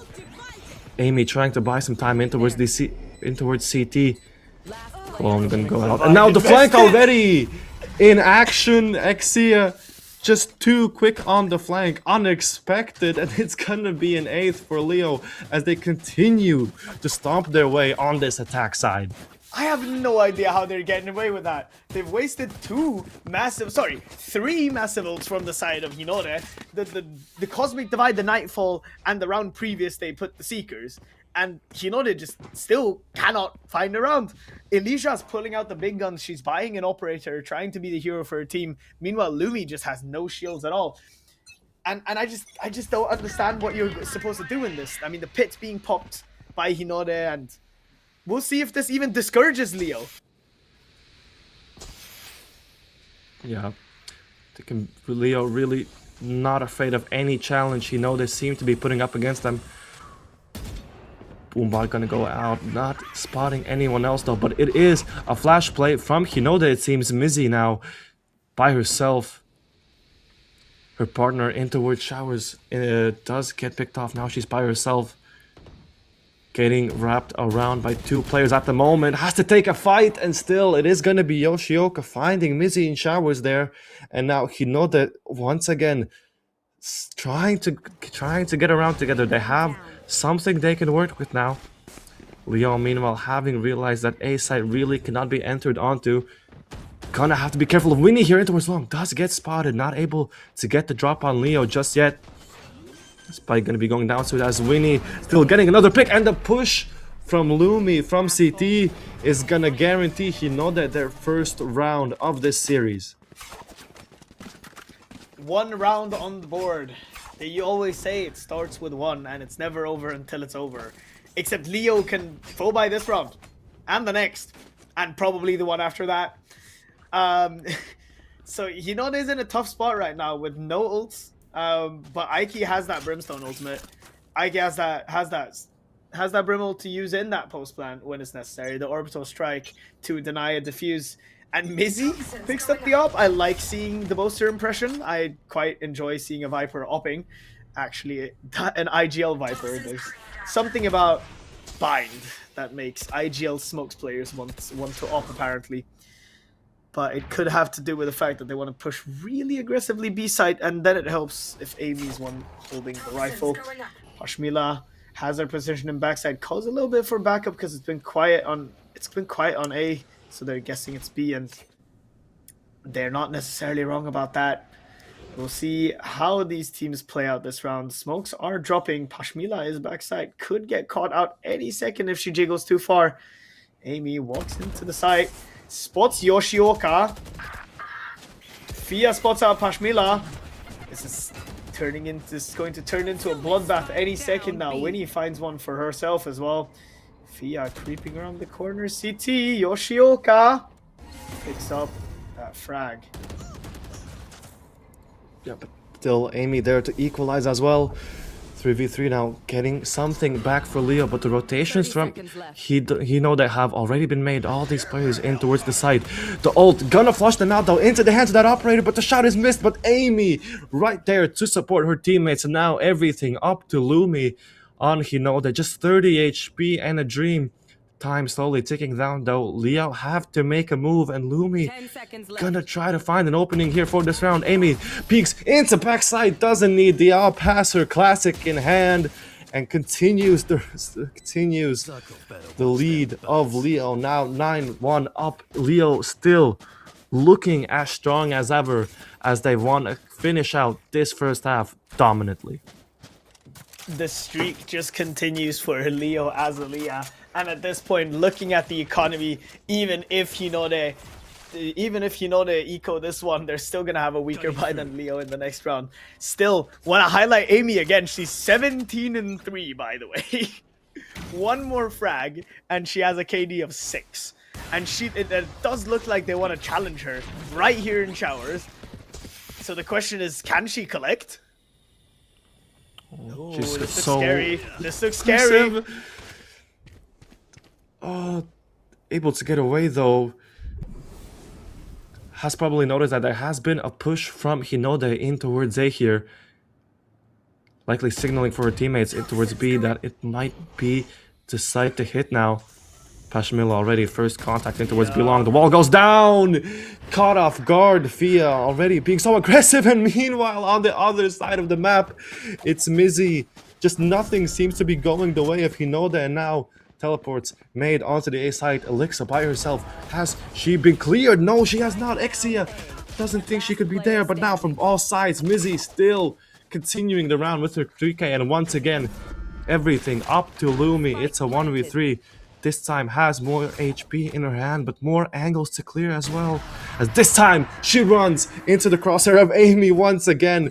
And Leo continue their streak. It's 10-1. They do not want to let Hinode back into this map. There's nothing to be done now, really. Leo up to double digits already. Only 3 rounds away from closing out the map. One last round of the half. We'll see if Hinode can breathe life into this game, or if it's going to be a down and out situation. Amy with a KD of 6.0. Fia with a KD of 2.0. Econ strongly in the hands of Leo. We're seeing mostly a full buy from Hinode, but there is a Guardian on Winnie, and this is just not looking like a pretty game at all for the side of Hinode. Pashmila trying something new, spotted out immediately by Amy in the Dimensional Drift, and Fia pops the showstopper as well. I think this round well and truly might be over. Lumi's about to be cleared, I was about to say, but Lumi finds the frag on Fia instead, forcing Leo to adapt a little bit. Counter ult, Nightfall coming in from Lumi. Exia 1 HP is being hunted by that Prowler. Leo having to slow down just ever so slightly, with Missy holding an op towards Lumi's angle. This could be dangerous if she decides to peek, but Leo will have just slowed down. Yeah, Lumi does a really good job to stall the push, and she's gonna continue her streak of picks on this A side. Gets the second as well, stops the lurk from coming through. And now Leo have to decide, do they want to go for this A plant? They don't have any info on the B side. Only space they've gained is here on A, but it seems they want more. They want to push into CT. They need to try something with these lower numbers. And Amy already gonna spot the first. Is she wearing the second around the corner? She is not. Winnie is there, picks up both players, and now everything onto Ike's hands. Able to get the first, gets the operator out of their hands, but still, Finny being the hero of that gets the 2 in CT and finishes it off in showers. It's gonna be a second round for Hinode, and maybe something for them to work with in the second half. Perhaps there is still life in this game from the side of Hinode, but they are going to have to masterclass the attack half. Remember, slip up 3 times and it's over. That's 3 rounds in the next 12. They're not allowed to lose 3 rounds in the next 12. It all starts with a pistol. This is a mountain to climb for the side of Hinode, but if they are going to climb it, they are going to have to do it one step at a time and not overthink it. This is going to be a long road if they want to come back from it. And for Leo, they are so close to the summit. You can smell it. It's almost time to plant the flag at the top, and Amy is about to climb. Pushing really aggressive here. Taking a page from Hinode's books. Dodges the flash, but has to get out of there. 2 players there waiting to greet her. Can't take 2 fights at once now. Meanwhile, good reactions from Leo all over the map. Taking showers, taking B long. There's so much info gained from their side. Hinode not a lot of map control to work with. They have a short, have moved up, but meanwhile it's Exia opening up the round, and Amy follows in her footsteps, able to get one, does trade out. Spike position also noted by Leo. It's wide in the open. You know they have to get this back. Two players, Winnie and Lumi here, but Fia right there to greet them. Gets the first, has to get the second as well. Lumi just around the corner, peeking, and it's Lumi. He was good on the defense, seems to be good on the attack as well. Gets the spike back, equalized the situation. And now with the map now opened up, it seems they want to make their way towards the B side. Yeah, and Leo seemingly not having read this or just trusting their retake capabilities, have not really ventured towards B yet. That's just Mizzy and Ike taking those slow steps forward, trying to suss out where the players on Hinode are. They are walking in towards the B side. This Viper wall making them hesitate for just a second. Trailblazers sent through, giving Leo just that little bit of extra time. There's 10 seconds until the plant. Lumi has to stick it now. And Mizzy and Ike coming in from window, ready to fight this round. Checking under her feet, finds Yoshioka. Lumi forced to do so much. Positioning noted. Snakebite on the ground. And now it's just Mizzy and Ike. Molly from both sides. Lumi is in big trouble. And she gets picked up by Ike. 11-2 is the scoreline. Mizzy as well, getting a bit toxic with it. I like it, and I think she's earned the right to. 2 more rounds for Leo, and they just have, there's just no way. They have to win an anti-buy round now if they want to have any hope of staying in the game. Yeah, it's Leo showing, how to be aggressive on the defense. We see that early push from Amy in towards A short. She spots a few players. They have to be careful that there isn't anyone else coming up with that push from Amy. And meanwhile, it's Mizzy taking control of B long and other players taking control of short. It's just so meticulously coordinated by Leo to be able to take so much map control at once. And they're not really left with other options. They do bring it, make the round closer, but still Leo coming out on top and getting their 11th onto a low buy now, and it's Elixa making work of the stinger she had. Already gets the first, but 4 more needed for Hinode if they want to get a good chance to stay in this map. Aki to equalize, and now a 4v4 as it looks. Hinode want to plant the spike over on the A side. Ike got away with murder right there, peeking out in front, smoking the default plant spot, probably waiting for someone to overstep. Mizzy with a judge, finds Pashmila, TP's being taken, but there's one more in showers. Will they check Winnie? Do they know about her positioning? Probably not. But Winnie putting down supportive smokes for her team, and it's Exia speeding it up here, trying to get in front of the curve. And 3 Leo players, if they just retake fast enough, Vinny's position won't matter.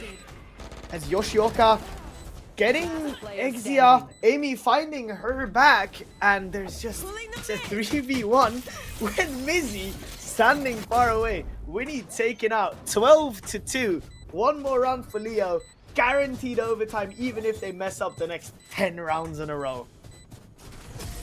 Yeah, and I mean, it's not a bad idea from Vinny to stay behind, be that late lurk coming in from A, but she just takes too much time, sits in showers, maybe not expecting for the Leo players to be so fast on the rotate, and when she gets there, the players on side already gone down in her position expected by Pashmila there, and I mean, by Mizzy there, and Leo moving up to match point now. 10 chances for them to close this out. It's been dominant both on the attack, on the defense so far from Leo, and I think they definitely want to finish this right here, right now. They do not want to let Hinode get any more rounds into this half.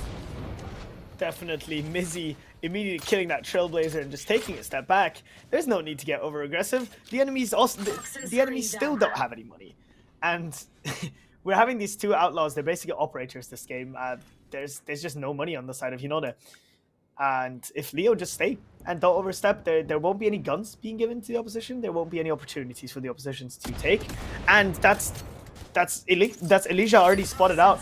There's a Sky Heal coming in, but it still brings them down to a 1 HP hit with the outlaw. Fia with a judge. Ooh, Pashmila survives on 1 HP.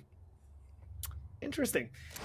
We'll see how this goes now. She's still stuck kind of in no man's land. They're taking the TP into the site that Leo has stacked, except the bomb hasn't gone. And Mizzy just drops the bomb on the ground. It's the bomb's been lost. And It's an A Winnie- fake from Winnie Hinode, can but come from behind and try to pick it up now, but 30 seconds left. I don't know. I guess I'm just surprised. If Mizzy keeps walking, she won't be caught, but now she will be. Winnie has the bomb now. Gets hit by Amy from the side. What is going on? They've switched positions and then they've switched back and they've switched again. There's 10 seconds left on the clock. 10 seconds left. do they have time? Can they even plant in time? If Amy can just deny the plant for 1 second there. It's There's no already over. time. Leo have won the match. 13-2, an absolute dismantling of Hinode Defenders win. from the side of Leo Esports as Aaliyah. What on earth did we just watch? What a match. I'm a little bit speechless, to be mean- honest, Jetrix. Definitely an entertaining one at that, but that last round especially, I mean, it looks like they want to try to make an A fake. Two players teleport to the TP, make presence in towards A and go back to B, but the spike's left all alone. The peak is there and the pick as well. It just goes the way of Leo, and with Spike stuck in no man's land, the clock ticking down, it's just unfortunate event after an unfortunate event for the side of the chaos all over the map, and Leo seems to thrive in it, as it's a 13-2 scoreline for Leo to pick up their Wow. second game of this kickoff Open Qualifier. Wow, let's move on from that and go to the scoreboard real quick, see how that shaped out in just pure numbers. And it goes without saying, our MVP is obviously Amy. Obviously Amy. It's so obvious. Yeah. I mean, 22-6. What is there to say about it other than the fact that she's 22-6? There's just nothing to say. That's a KD of almost 4 in an official where she just looks like she's smurfing on the competition. There's really nothing more to say than that, other than the fact that, yeah, she was amazing. This game just looked like she hopped in, queued a Swift play or something and just chilled. And again, I just love the way she plays the Yoru. She plays it so aggressively on defense with a rifle in her hand, but the second you stick a sniper in her hand, she becomes a turret that can't miss. I don't understand how that's possible. I just don't get it. But let's say, Jertrix, let's hypothetically say that we can't say Amy. Who's your highlight player for this match? I mean, it probably has to be Fia.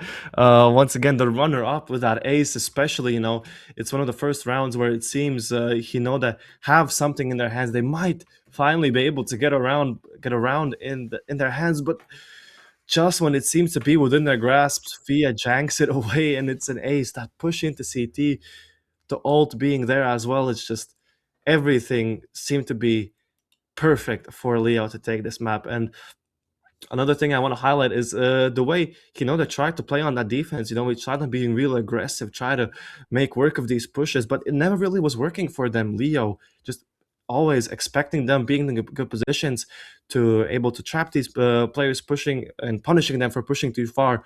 But over on the defense, I mean, Leo just bringing the fight to Hinode as well. They were showing Hinode how to play aggressively on the defense, able to take these aggressive fights. And one of the main reasons for that is Amy, is the Euro pick. If that push too far, you get stuck in no man's land. They can't get out, but Amy's on the Euro. She can push as far as she wants. And I mean, especially we saw in the first round, she solo runs down into B short, into towards A almost gets 2 picks even as well, but finally does get dropped. And while all of that is happening, Leo have taken control of showers, have taken control of long, and that is really what was missing from Hinode, was that second layer. You have the push into which you have the push on defense, but there's no second thing after that. Have no backup plan, no other layer to their defense, and I think that really was what unfortunately was missing for Hinode.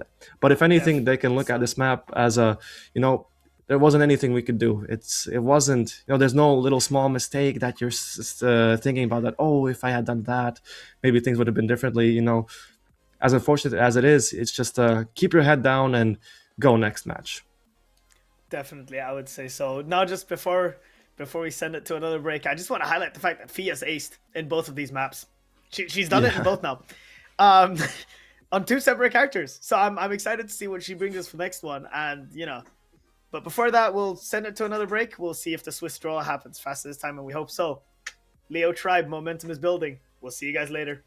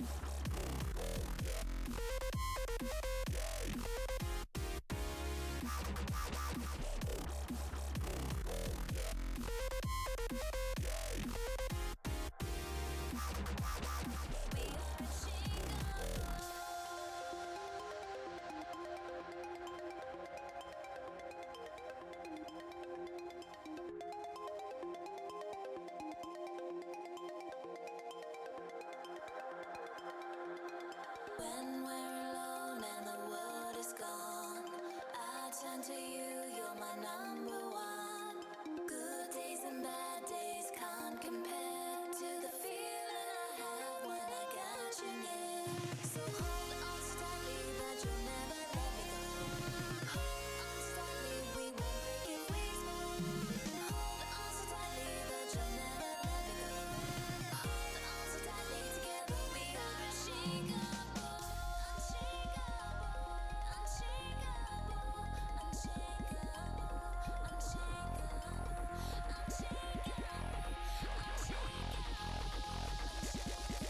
We are unshakable.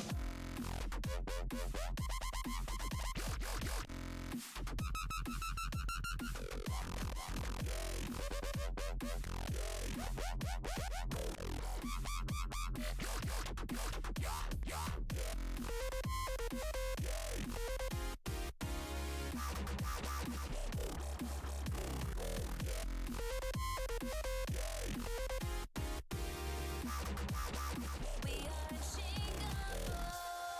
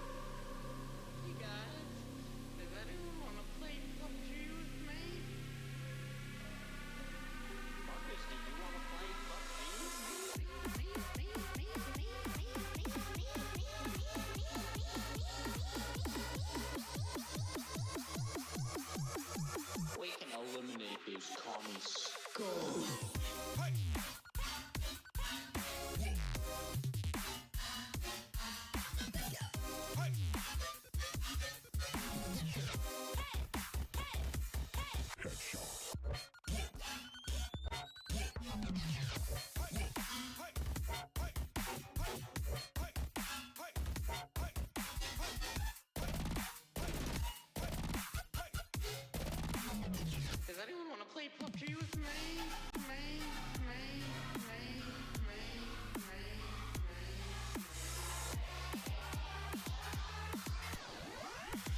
Okay, everyone. Spam F.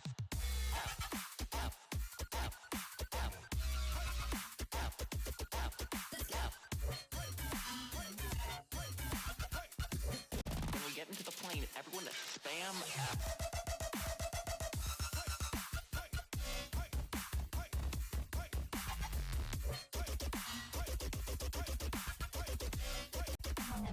Does anyone have a vertical foregrip?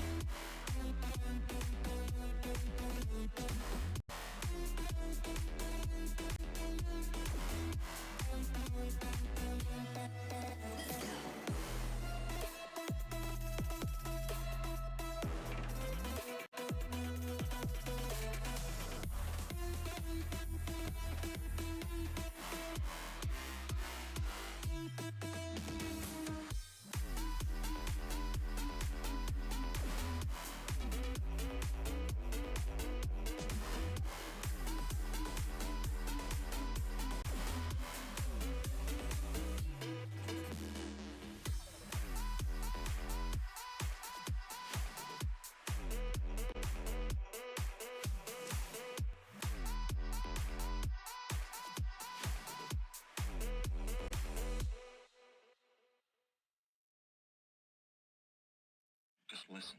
That's the way computers talk to each other.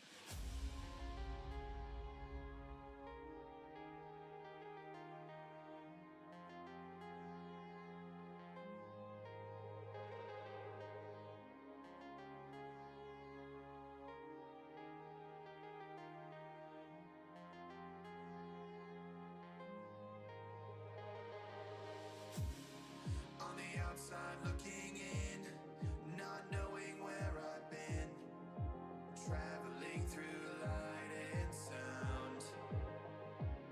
I wanna know the real world to verify reality. I just wanna be found. I just wanna be found.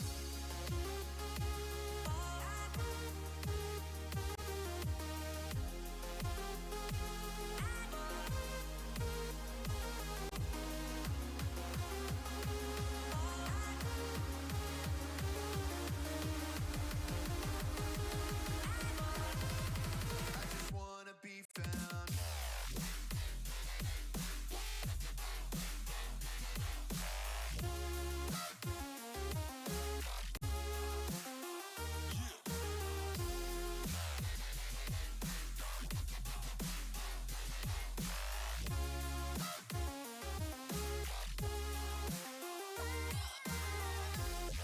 Switch it.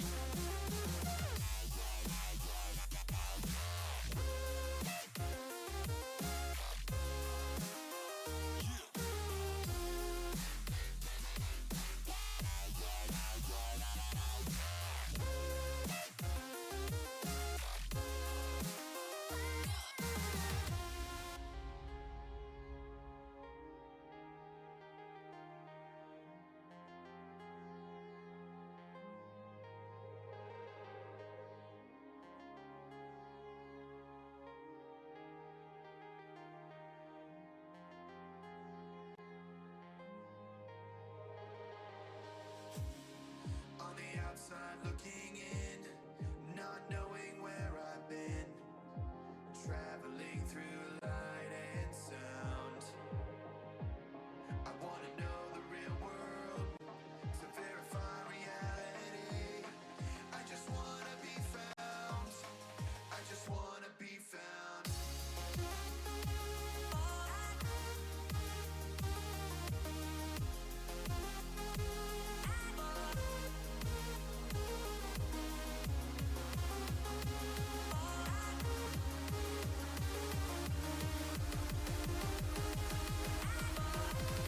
I just wanna be found.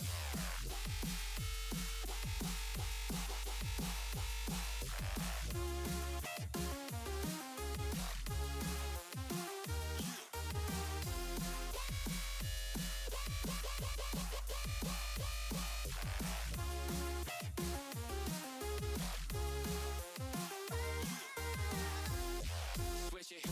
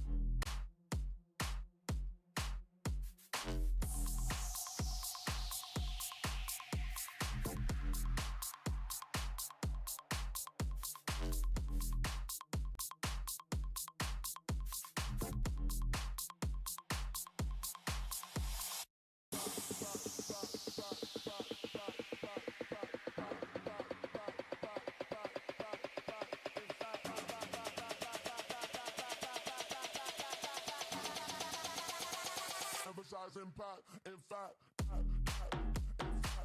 In fact.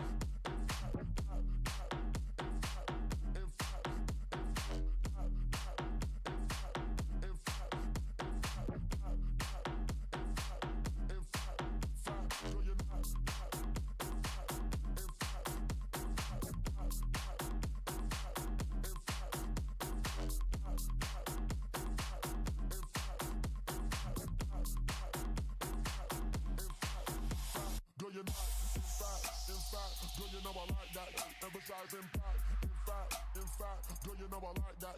Emphasize impact, in fact, girl, you know I like that. Emphasize impact, in fact, girl, you know I like that. Emphasize impact,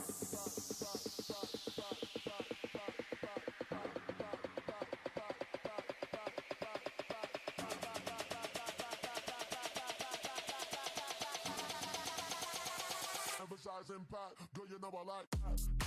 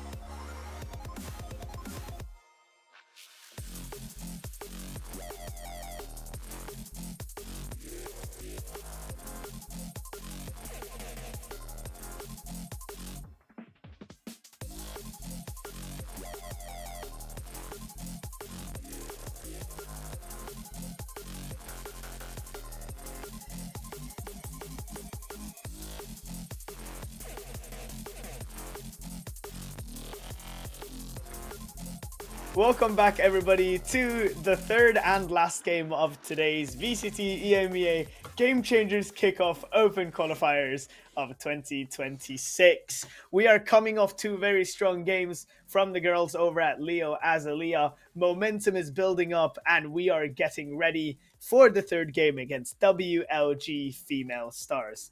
Jertrix, talk to me a little about the past two matches. What do you think the girls have done really fantastically well?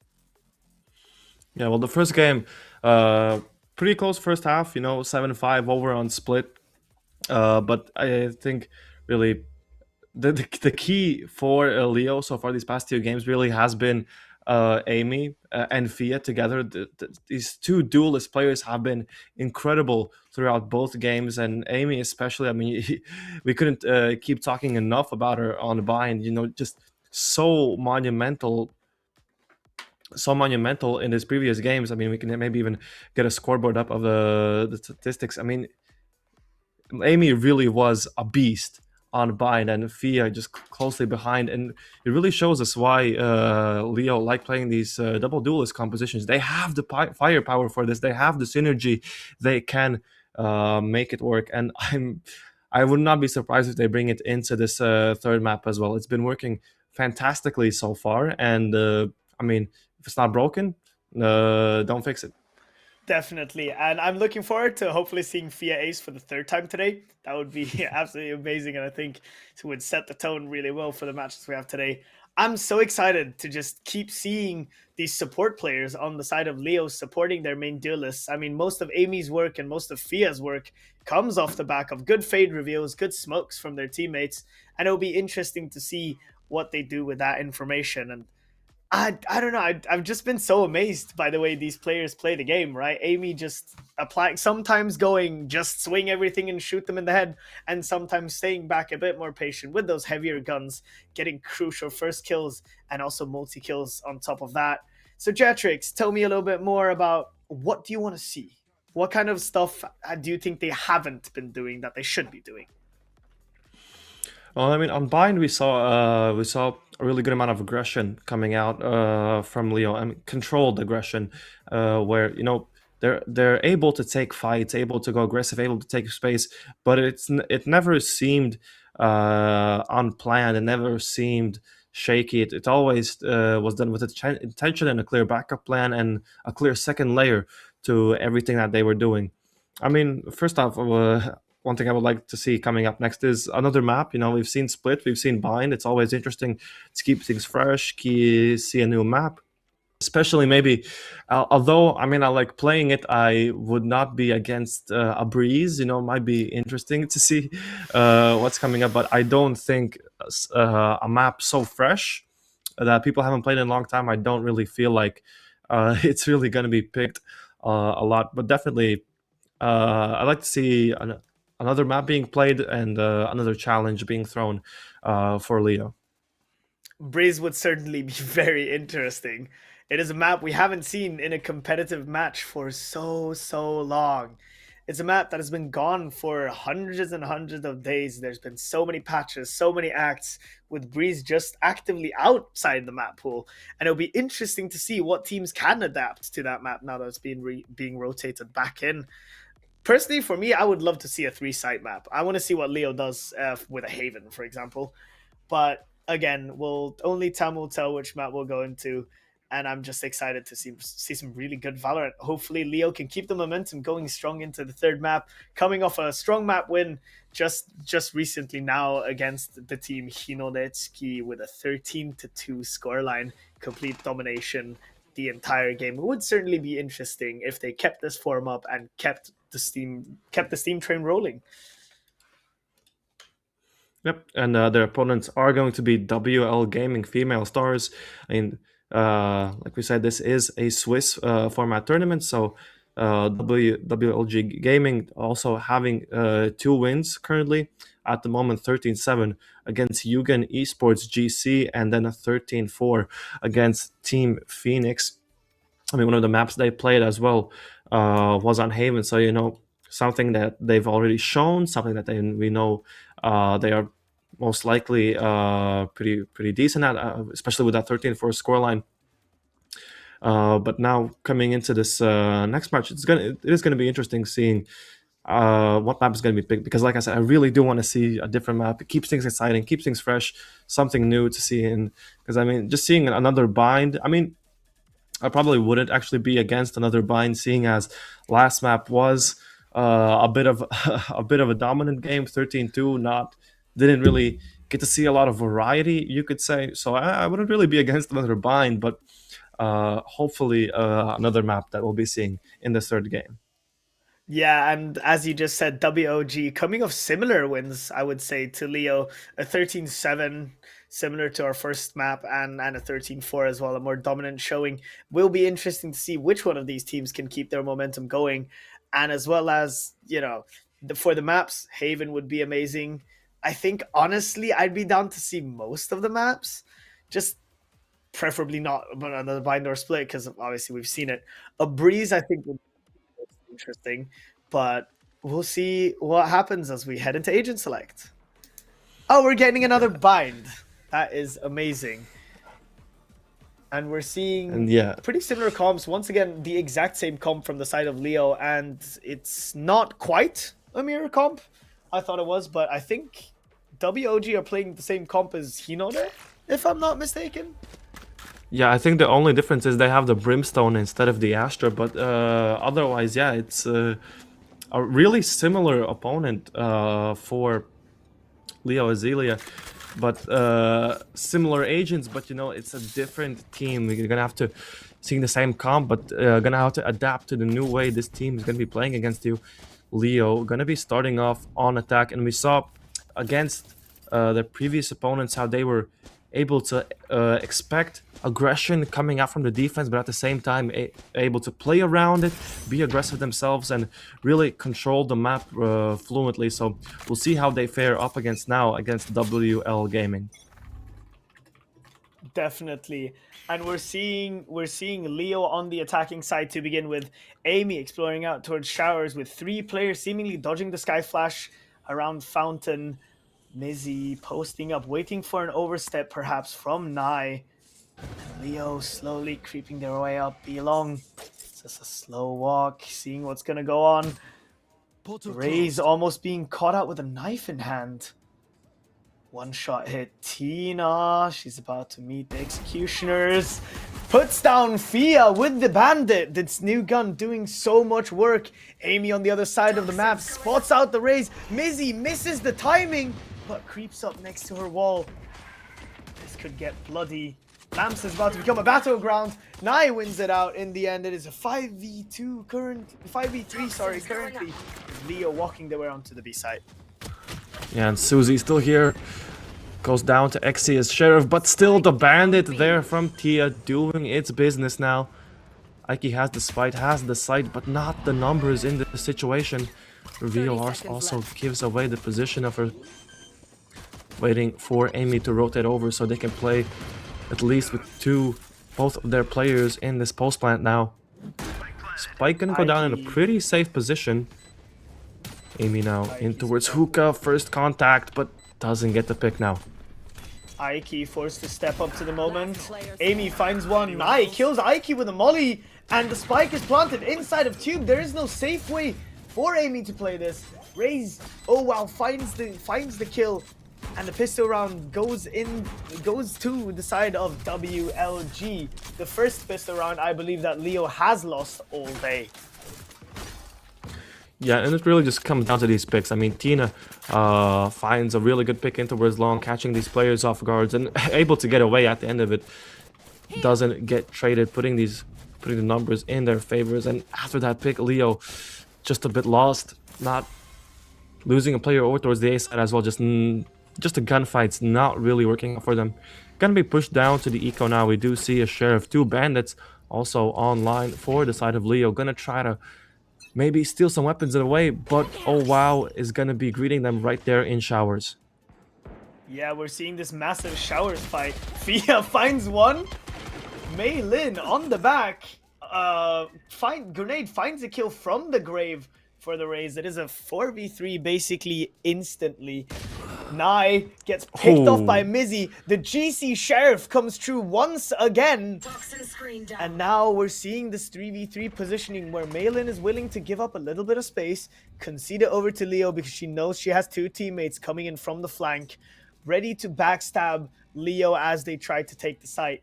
Now the question is, what will Leo do here? How, when you're so pinched, do you play this? Exia's planting at the front of site. This could get really messy if the flank gets there in time. It doesn't. It's a 1v2. Aiki and Mizzy. It's the IGL. And Aiki left in the 2v1 situation. Tina still has a bomb to defuse. Time is ticking. Molly comes in, hits. 40 HP left on the sky. Finds the kill on Mizzy. But Aiki's coming from the back, striking potentially in the back of the head of Tina. Misses the timing, finds the head. Yes. Aiki picks up the anti-buy round, the save round for Leo, putting them right back on track to continue the dominance. And this time it's the picks going the way of Leo. After finding an early one in towards showers there, Leo do a really good job of clearing out the whole A site. They need to play numbers in that situation. You have the weak weaponry. They take their time. They clear their angles. And the flank from WLG, it's a good idea, but it's just a tad bit too late.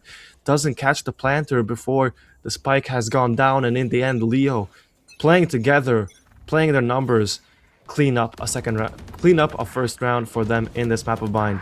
Exia finds one with a Vandal, finds the second one with a Vandal. Amy responds with an Outlaw. Nai might have found Fia with the Stinger, but Exia's just clean with it. Third round finished and a second point to Leo. Once again, these girls just decided to speed up. And I think this is where Leo shines so much. It's those fast takes, those fast rounds. And just wanted to highlight the fact that WLG have 3 players with regen shields and Mizzy has an Outlaw. This could get really messy. Yeah, that previous round was over in the blink of an eye. I barely finished talking and round was already over. I mean, we talked about it previously. Leo, how they're able to expect these aggressive pushes on the attack and able to play around them. Really good example of that in the previous round, but this time it's Leo taking the initiative. Already gone really far up B main. Mizzy, meanwhile, keeping tabs on the A side. Doesn't want WLG to get any information here, but that is not where WLG are going. Instead, dogging out of Fuka. Don't see anyone up close, but they do have their suspicions of this B side. Yeah, absolutely. But again, you're seeing Amy and Mizzy on that A side already starting to work it, probably preparing the TP for a play from their teammates. Fia tucked into the corner with a Phantom in hand, ready to strike should the WLG overstep. Oh, and that's Mizzy finding one of the players with regen shield. And this is going to be a little bit of a bloodbath because what do you do as WLG? The only info you have is a lurked up Viper with an Outlaw. You have no idea if the rest of the team are B or if they're heading towards A. Amy getting caught out in the open by Malin. And Mizzy as well getting caught out by the Raze. And now it's time maybe for Leo to once again speed things up. Hit a sight. Aiki hits the Viper. Spots Tina in the back as well. Now the question is, can they find her before her teammates rotate in so they can set up a better play? No, they cannot. Fia picked off, and it's just Exia left in the 1v3, spotted out from behind. Picks up Tina, 13 seconds left, 10 seconds left. She has to plant right now, or find the frag on Malin. Malin tucks in behind, ready to push. Exia gets the plant down, 7 bullets left. Prowler out, spotted. Exia asked to do everything right here. Doesn't find the shots. Malin connects. 2-2 equal. 30 HP is what sits between Leo and a third round, but instead it is Malin who got that pick onto Amy in towards showers. They caught her off guard and this time denies the 1v3 for Leo. And it's so close. I mean, Leo start the round out pretty good, putting good question marks all around the map for WLG. But the fights on A just completely taken by WLG. Both Mizzy going down there, the lurk getting one pick, but not able to get too much else. And the rotation's already in time. It gets close, but in the end, WLG, with their superior numbers, get their second run on the board and equalize. Yeah, most definitely. Tina being allowed to take those 1v1s was the detriment to Leo, I think. But now you're seeing this Viper still only has a bandit in hand. So we'll see what Leo can do with this. Jump spotting for information towards both long and window, actually. Spots them out. Leo, what do you do now? Oh, it's the TP over? Are they trying to go for a lurk play, or are they trying to still hit the B side and fake it? It's going to be very interesting to see what Leo do with the information they have now of Amy and Mizzy walking up towards showers, but there's no information A short, and there's no confirmation if the B site is clear or not. So Leo have not that much information to work with. 50 seconds on the clock as well. Yeah, I believe they wanted to try to fake in towards the A side, but it seems the A side is the one they have opened up. Mizzy with 2. Meanwhile, Aiki with another one now. Amy spotting out the last defender of this A side. Gonna try to get her by herself, but knows that it's too risky. Has to regroup with her teammates at 9 with the Spectre in hand. Mizzy's right there, and Amy finishing off the round. It's a flawless one for Leo at that. And Leo looking really clean now and composed on this attack half. Yeah, most definitely so. We follow that up with an immediate flawless, so it does feel like these rounds are flipping very much back and forth and back and forth, but Leo manages to find their footing against what looked like a force buy from the side of WOG, forcing them back onto those sheriffs, those bandits, and that one singular classic, with Leo having full shields, full rifles, and full utilities to work with. There's a Viper's Pit in play, there's a Nightfall potential as well, with the Orbital Strike only one away. If WOG choose to invest ults into this round, they best win it, or they will lose one of the biggest advantages they can have in this game. Yeah, and we see them really aggressive into towards showers here, but still, we've talked about it, Leo. They're ready for this, they're ready for aggression, and they're meeting it open-handed. Already getting the first pick. Amy almost catches off the sky. Tina almost falling once again. She's been lucky to get out with her life so many times already. Fia, meanwhile, in towards showers here, still aggressing, and it looks like the A side is going to be the one Leo want to move towards too. Already got the first pick on this side. Now I go. Left and check in towards showers. Could be dangerous, but Leo have to know there could be players there. Spike goes down, and it's going to be a 4v5 retake here. Yeah, it is not a safe plant spot to have. There's lamps control still not had by Leo. The Raze peeks out, finds 2 with the Sheriff. Is the round starting to crumble a little bit maybe? There's the Orbital Strike and the Nightfall is still in play for the side of Leo. Eggsy is still lethal with the Vandal. Finds one. Does not find the second one. Finds the second one. I lied. And just the Raze left on the backside. Finds another one with the Sheriff. Orbital Strike ready to go. Incendiary on the ground. 5 HP for the Raze. As long as Leo do not overstep, the round is there. The round is secured. It is a 4th on the board for Leo. Amy picks up the Raze at the end. Yeah, really nice job from Leo, just not overstepping their boundaries. You know, they have control of the site, but they do decide not to push deeper, not to push into lamps, not push into backside. Instead, letting WLG with their weaker weaponry peek into their crosshairs, and ultimately it does end up working out. Does come a little bit close though. Oh wow, able to hit a couple of nice shots to get some weapons away from Leo, maybe impact the economy a little bit, but still. Every single one of Leo's players able to buy, and now this is the important round. Ultimates online for everyone, and it seems we might be seeing a huge fight here in towards this B side. 4 plays from Leo and 3 from WLG in Hookah here. Screen down. Mizzy asked to do a lot. There's 3 people standing between her and the side. Flash comes through. 1 peeks. 2, 1 dive. Mizzy finds all 3 in Hookah. What on earth is going on? The IGL just frags out. Has a chance to find 2 more. They're both coming through the TP. It could be an ace for Mizzy. No. Miss 4K. Texture. The spirit of texture just materialized behind her. Fia has to clean up. That is a 5th round upon the backs of Mizzy. The IGL heroics forces out a timeout from WOG. I said it might be a brawl for this B side, but I didn't expect it to be over so quickly. It's Mizzy in towards Hookah. I kept talking about it previously, how teams moving away from double initiator compositions, not choosing to go for that flash initiator, and the flash setup from Tina just wasn't enough. Mizzy on the angle gets a 3K, and WLG now calling a timeout, having to rethink things. They got the pistol, but it blundered the following round up. It's a 2-5 scoreline. All still available for both teams, but WLG need a change in their plan. Something for them is just not working.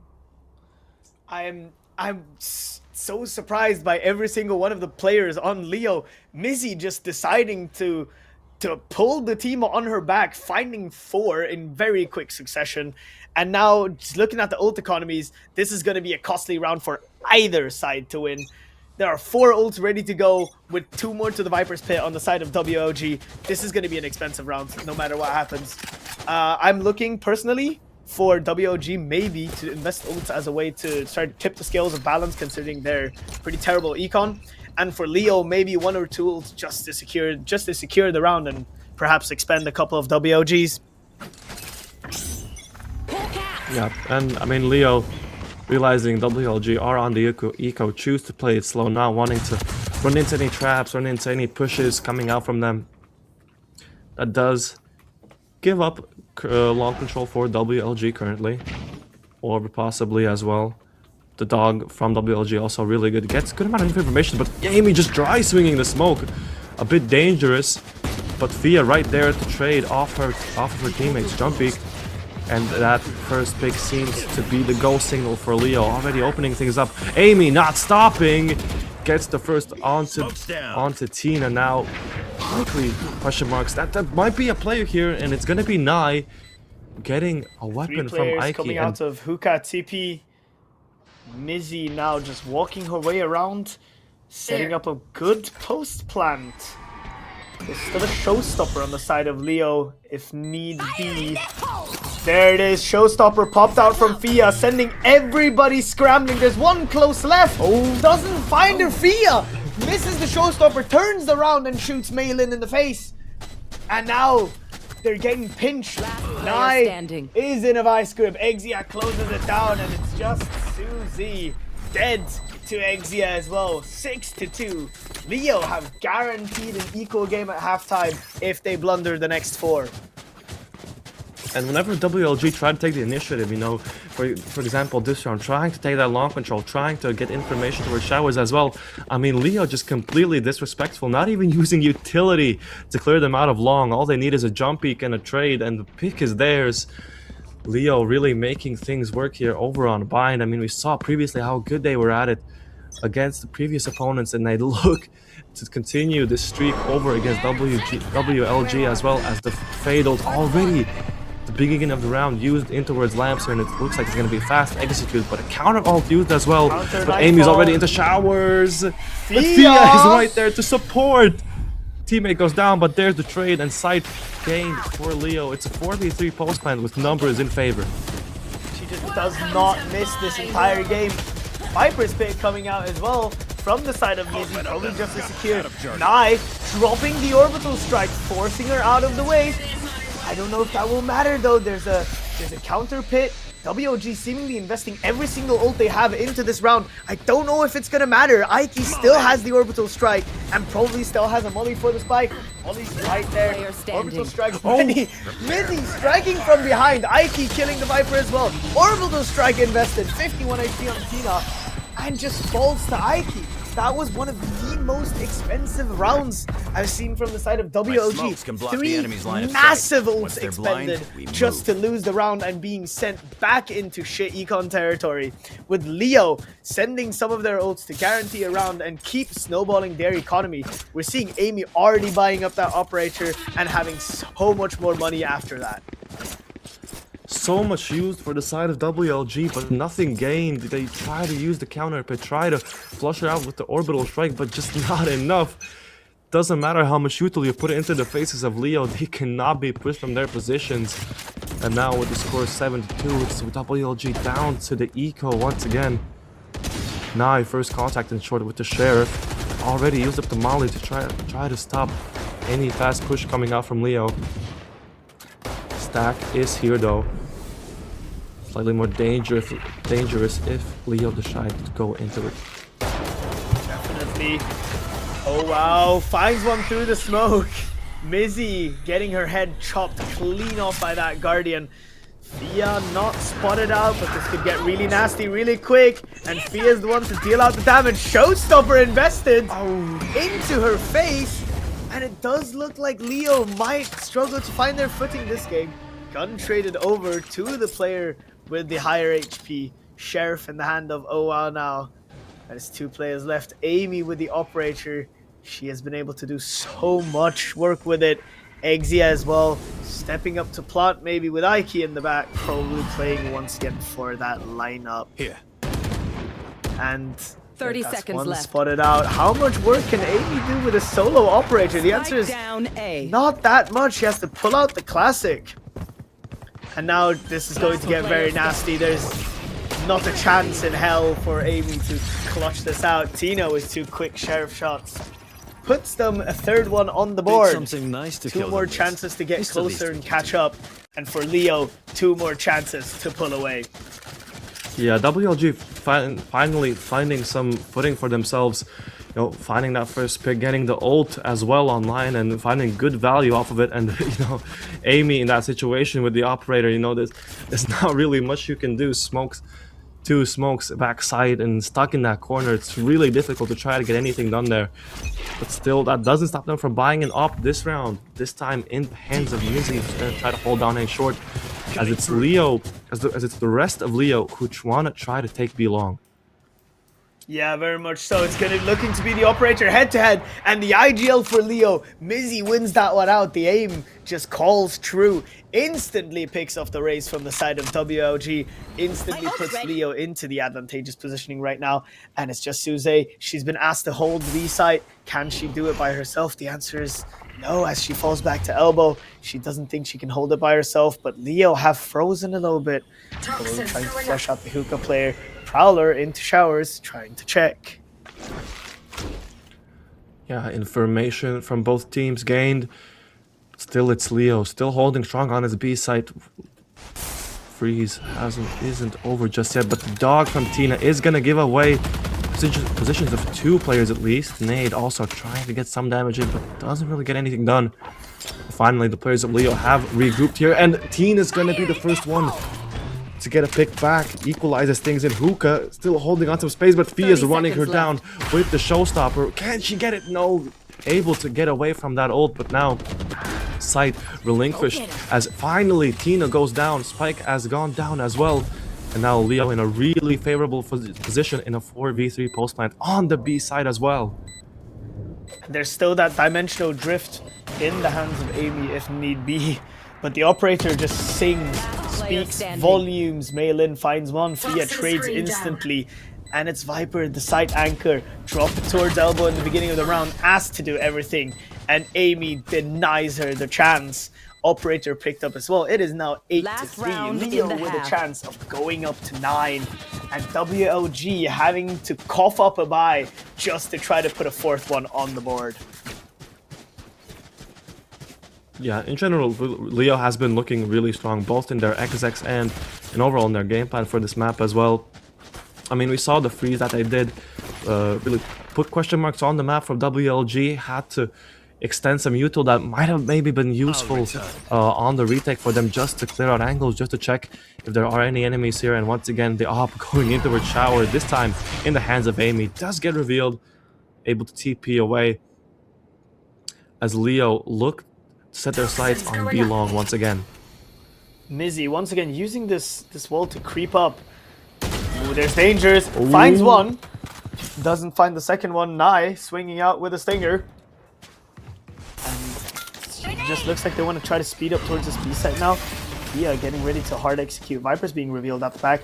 Tina sends out the flash, but also reveals her positioning. Fia and Exia just pounce on the opportunity, and it's just up to Maylin and Nye to try and retake now. Dimensional drift from Amy still not used all game, and I don't think that's going to be necessary, because this round looks like a done deal for Leo. Exia just posts up on top of the site, waiting for someone to be foolish enough to step into her crosshairs. And it looks like Nye might be the one. Dimensional drift coming out. Both players spotted. Exia finds one. And Maylin is going to be cleaned up now by Leo. By Fia. Just walks up and shoots her. 9-3 half. How are we feeling about it, Jertrix? Talk to me a little Switching bit about sides. in this halftime. Talk to me a little bit about what you're seeing. What do you like with this team? Sorry. Yeah, I think we're feeling pretty good. I mean, it's not the same story as in the previous game, as I do think WLG are putting up more of a fight, but I do still think something's missing from them, and I think it's kind of their synergy or their ability to coordinate plays. For example, last time when they executed on the B side, it didn't seem like Malin and Tina were really on the same page or playing together, both being taken in 1v1 duels, and especially when you're just two people on a site with the enemy team running it down, you know, you have to try to play together. And I think that's what's been kind of missing for WLG, that Leo have just been better playing together, better setting themselves up and their teammates. Via getting really aggressive with it, finding that raise trade, but instantly getting traded out by Nai. Mizzy as well, finding the Viper counter as well. Over here. Leo now in a handed 4v3 situation, just off rip immediately, and WOG having to navigate what it means to attack without full team now. They've lost their entry and one of their smokes. This cannot be fun for the side of WOG on that attack. They're kind of stuck in B-long, and you're seeing Leo just stacking 3 people on side. Mizzy's ready to do work. She finds Tina, Down, B. and now One probably enemy calling her remaining. team over. Ooh. One taps are clean. Oh my god! And the IGL is on fire this game. Mizzy, 18 and 8 so far. The IGL for Leah has been blasting her way through this game of bind. She saw what Amy and Fia were able to do, and now she says she can both shoot and IGL at the same time. And just an amazing performance coming out from the whole side of Leo, and that's what's kind of missing from WLG. We saw this push coming out from Leo. It's that synergy that Leo have that's just not really there for WLG, and especially towards the end of the round where we saw that double up to hold long. It's just these little moments of synergy and small plays that I do think WLG are slightly missing. Definitely. Fia posted it now up with the Outlaw, with the entire enemy team walking up next to the Vipers wall. This could be disgusting. Oh, the timing. No. Fia just got caught on the worst timing of them all. Everyone is in lamps except for one of them who's out long. This could be a bloodbath. Fia's about to get backstabbed. Oh wow, picks up the Outlaw as well. Forcing Ike to fall off a little bit. Caught herself. I think Ike as one of these players is just so incredibly dangerous to have alive. She knows how to use her utility to leverage an advantage for the team. And now you're seeing the side of Leo slowly walking up. The crosshair, walking into the crosshair of oh wow, hits one of the shots. Takes Mizzy down to 1 HP, but Amy responds fast with an Outlaw of her own. And Nai now puts Ike into a very awkward position. Smoke's down. Smoke on the bomb. Pros don't fake. The nade at her feet. That nade misses. It's that not good. Nade misses. They don't know. It's good. Ike, one of those players that you maybe won't see on the scoreboard as the highest performer, but it is a player that you need to credit nonetheless. She might be the bottom frag of Leo right now, but her ult, her post plants, and that ninja defuse is nasty. And the nade is just nowhere near the spike, barely does any damage to Ike. No pressure on her shoulders, just calm as a leaf, able to get that defuse. And I mean, Leo just keep on building that lead. I mean, they did lose a huge amount of their weaponry. You see them going down to sheriffs for this round, but if that's what an 11th round cost them, I don't think they're going to mind. I definitely don't think they're going to mind that 11th round. Leo not only 2 away from the match, but once again, doing this with low economy is difficult. Tina is on her own, but Ike just swings out with the Bulldog, finds her, and that is a gun upgrade if they manage to go walk up and take it. But the side of WOG are closing in. The vice grip is closing, and you're seeing Mizzy low HP as well on the very top of the screen. And let's raise. Oh wow, walking up. Fia misses the timing just a little bit. But Exia and Ike on the side, ever so deadly. Pain Shell invested, Molly invested as well to deny a site push. giving Mizzy time to rotate back in. This is going to be a brawl for the site any second now when WOG decide to explode the site. The lines of Leo will be tested, and the question is, will they hold?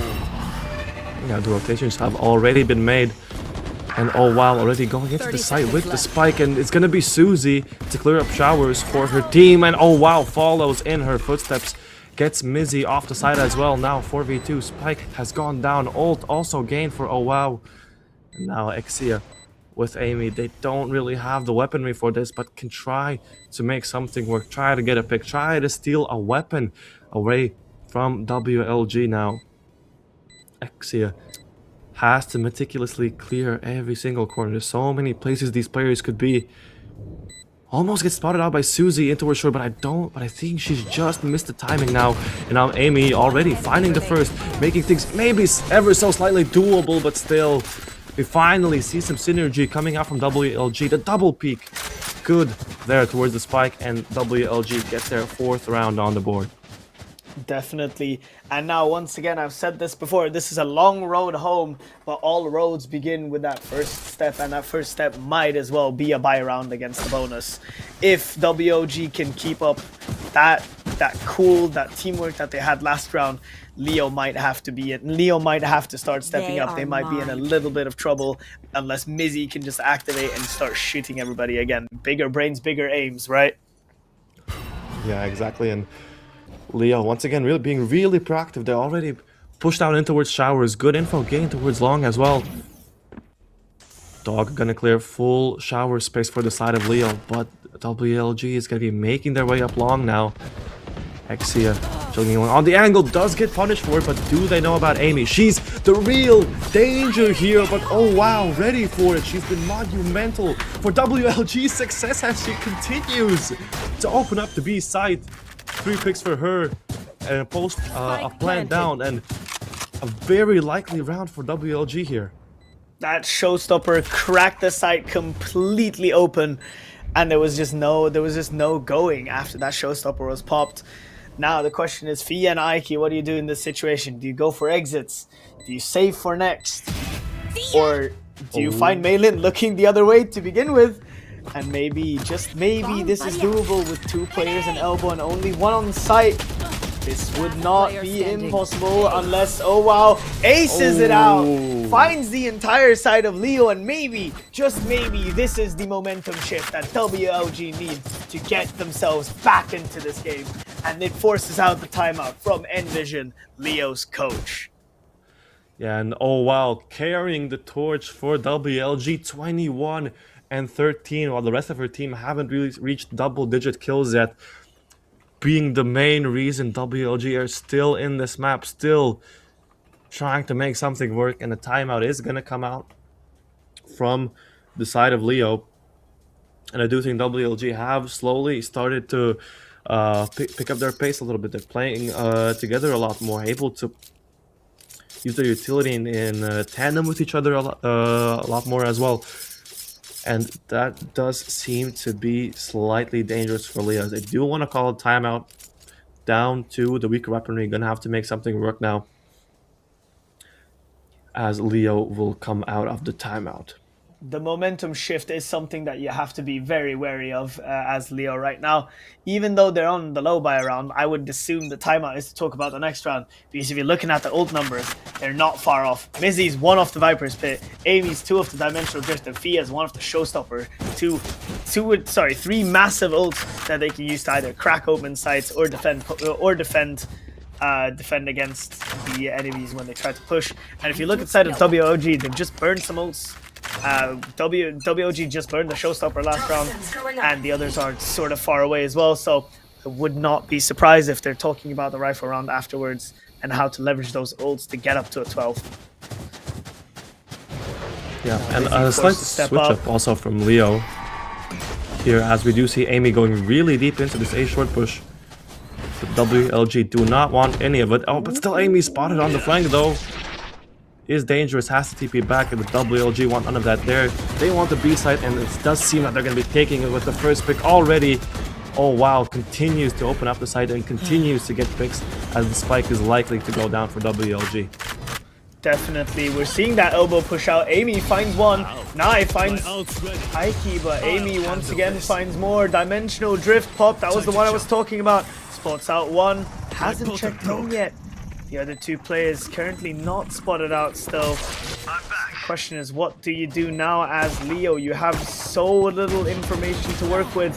Not enough guns to force your way into around here. Enemy remaining. And as the paint shells dropped on, Amy forced to ace if she wants to win this. 2 bullets in the gun.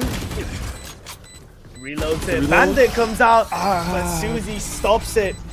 But that was a valiant fought eco round. That eco round costed WOG 4 rifles and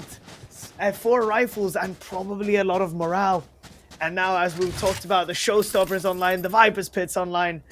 And for the side of WOG, it's only that Nightfall. I say only, it can be a very dangerous tool. But Leo have morals to work with, and Fia has been phenomenal with the Showstoppers all day. Yeah, and WLG, I mean, showing signs of life now. It's a valiant attempt from Amy there. Almost even gets the ace, but still. Now it's Leo once again trying to take the reins of this round. The reveal is perfect on tonight. And Fia is Showstopper! Oh, but the Showstopper doesn't find a kill. 18 HP left. Onto, oh wow, the star player of WLG does get killed up eventually. And that Showstopper unfortunately gone to waste. Long has been given up by Leo as well. The dog for WLG gonna clear any space here up forwards, and now slowly making their way closer. It does seem like they want this B site. It's going to be very interesting. Tina has been instrumental all game, healing her teammates when they're damaged, just to prevent chip damage from being the factor that ends their run. They've run onto the A site now. Susie first in line. TP's all behind. It's a 4v4. There's a Showstopper on the side of WOG as well. And the Nightfall was just invested. The question is, what will Leo do to get back into the game? There's a Viper's Pit to work with. If that materializes, Susie spotted out Mizzy. Shot taken, not found. Leo having the opportunity now maybe to set up for, never mind, Amy gets found in CT. This is a nasty situation to sit in. Exia finds Susie. The Viper is now down. Oh wow, the race has been so fantastically instrumental. Plays in towards the site now. 2v3 have to cross in towards backside here. The crossfire there. Aiki now just 5 HP and a dream. Clock ticking down, but there's not much she can do. 5 HP at her disposal. It's very hard to win these fights, and WLG seeming to have found their footing. Now getting a 7th on the board, and now Leo do have to start questioning themselves. Why is this happening? I mean, the timeout was called, but unfortunately no round again, as Oh Wow continues her streak of dominance, now up to 24 kills, another ult again. And you have to think, if only that ult from Fia hit in towards long, how different might the round have been. I mean, the play from Leo isn't bad. Mizzy pushes in towards A short, gets info that no one is there, so it seems that it is going to be a B side hit, but she's failed to see the lurk coming out from Susie into towards showers, and ultimately WLG get a free A site. Very much so. Trailblazer coming in from the side of WLG. Showstopper instantly popped as well, forcing Leo basically to just fall off the site, concede the entire front half to the side of WLG. Spray finds Aiki through the smoke. Exia tucking into the corner, has a chance to make a huge play, but Raze just pops out of it. Leo 2v3 now, bombs planted, and there's really not too much to work with. Mizzy has that pit, but popping the pit won't change the fact that they know where the spike is.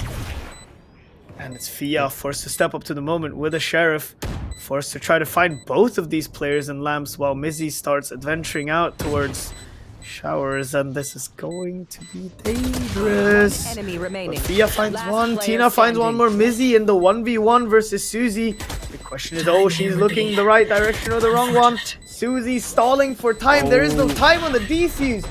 8th round for WOG, and Leo seemingly completely losing their footing now. What is going on? Yeah, and these rounds are so close. I mean, this was an eco as well. Leo tried to find their way back into it, almost do, but just time not on their side, and Mizzy forced not to be able to get the defuse. She's been so good this map. The IGL 22 and 13, almost putting up the same numbers as the star player of WLG, still keeping them in this map, and this has to be the time for Leo to answer. 5 rounds in a row for WLG. Economy built up. Leo, this is the best chance to stop their momentum here and now. Definitely, we're seeing this massive showers brawl starting to materialize, with Tina getting aggressive together with the Raze in a short. There's a flash coming through, and there's a little bit of concession, not too much. Aiki steps up to the plate, finds 2 immediately. Spike drop on the floor. Fia finds 2 of her own, and now it's just 9 left alone in 1v4. Mizzy cleans it up. They bring it up to 12. Match point for Leo Azalea. Match point. And Leo do not want to let this map slip away. 4 chances in this series to try to close it out before overtime, and ult in their favor, as well as WLG call a timeout. They cannot make a single mistake from here on out, and with that buy, it's definitely gonna be a bit hard to do that. You know, you have a Sheriff, a Stinger, a Guardian, and you know, you can't have a single round like the last one where you just slightly slip up, slightly get spammed through the smoke, maybe peak too late for the trade. You can't be making any of these mistakes going forward. And Leo bringing out that operator as well. We've seen that WLG do like playing around the map, do like to push and pull, and that operator is going to make things so much more harder for WLG to try to take back any control of the map. Cycling the ults will be key now for the side of WLG. If you look at the side of Leo, Nightfall, Orbital Strike, and the Viper's Pit just ready to be utilized, while on the side of WLG, it's just that Orbital Strike and a Viper's Pit. So cycling these ults will be crucial, because if Leo manages to build up a good push and drop a few ults onto site, that could be the decider. That could just decide the entire outcome of the game right now, right here. And now we're seeing WLG head towards that A site. The A site being the site with 3 players, with Aiki, with Fia, and as well as Exia. Those 3 players have been lethal all day, and they're looking to make an incision. The incision that ends the game. But Susie finds Amy really early.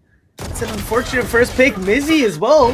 But Mizzy comes out victorious against Susie, taking the Viper's Pit off the hands and out of the toolkits of WLG. This is going to be very interesting. Yeah, the operator loses the fight against the Guardian there in long, but fortunately Mizzy, the IGL, able to carry her teammates on her back this game, gets the trade out. But now the freeze from WLG has put question marks on the map for Leo. Fade rotates over towards B just to clear out the close proximity of B long, and the flash is bringing back Mizzy towards the B site here. Aiki now, huge task ahead of her. Players spotted. Spots out players into with showers. But do WLG go for this now? Yeah, that's the question. It doesn't look like it. Nice. Seems like she wants to test the other side. She's walking over with Tina, seemingly trying to test the other one. 30 seconds and left. It works. It's pulling Mizzy off, but Exia stays in elbows. The question is, can Exia hold the line? Can she be the barricade that stands in the way of a 9th round? Potentially a chance of life. She can, finds Tina, and now there's 10 seconds left. Orbital Strike's coming out, forces her out of her position. 8 seconds on the plant. Advantage handedly in the hands of Leo. Orbital Strike coming out, leaving Nye on only 5 HP, making this nigh impossible. Oh wow, tucking into the corner. The question is, will they pinch properly? Nye, 1 HP in front of them.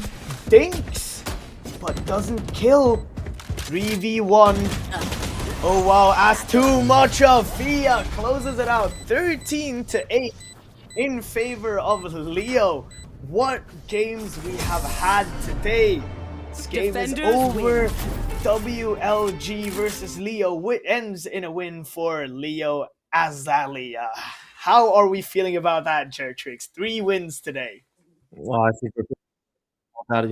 He had a really good bind throughout both of these games. It does look a little bit shaky at one point as WLG start building rounds together, but in the end, Leo able to keep themselves calm, able to get those rounds in, and a 13-8 finish. I mean, every single one of these maps so far today has been looking really good from Leo. We've seen really good maps from them. I mean, this being the worst, being the closest win so far by 5 rounds, it really goes to show how well Leo were playing today.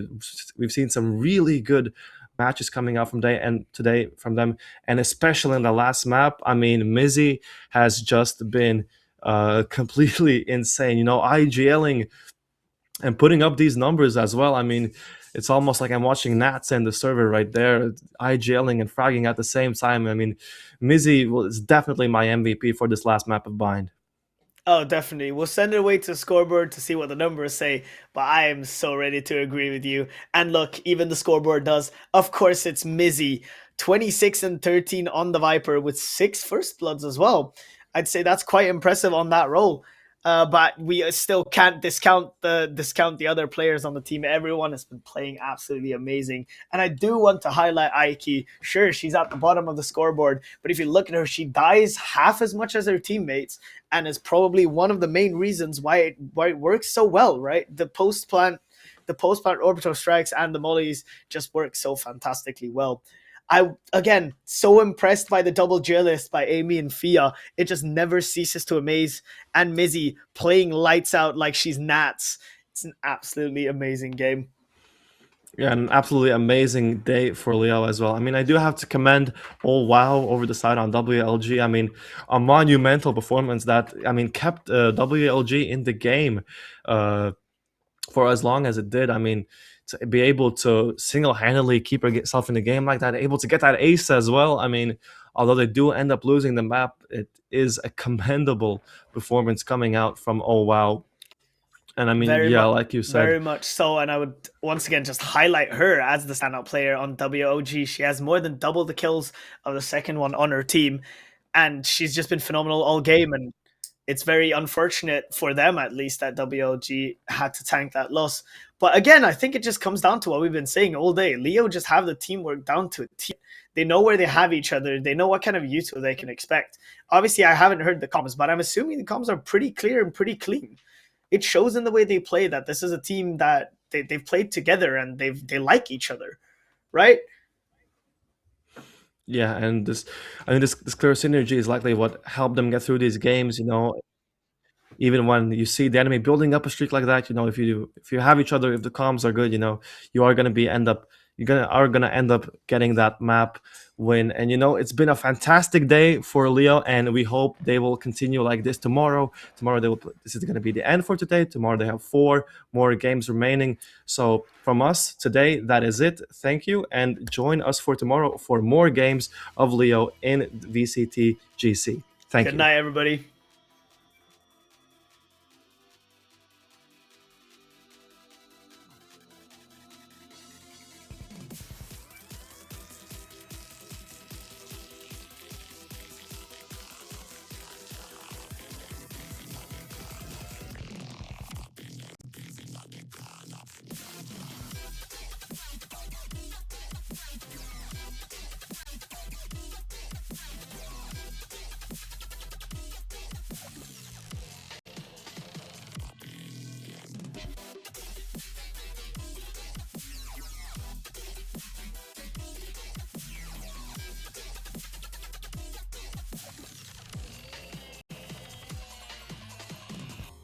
Of the night, evil creatures made of light.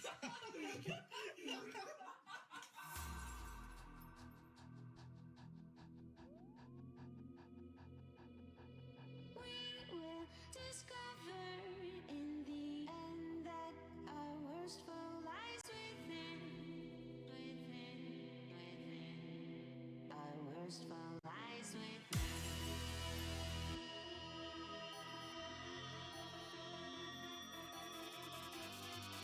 Our worst foe lies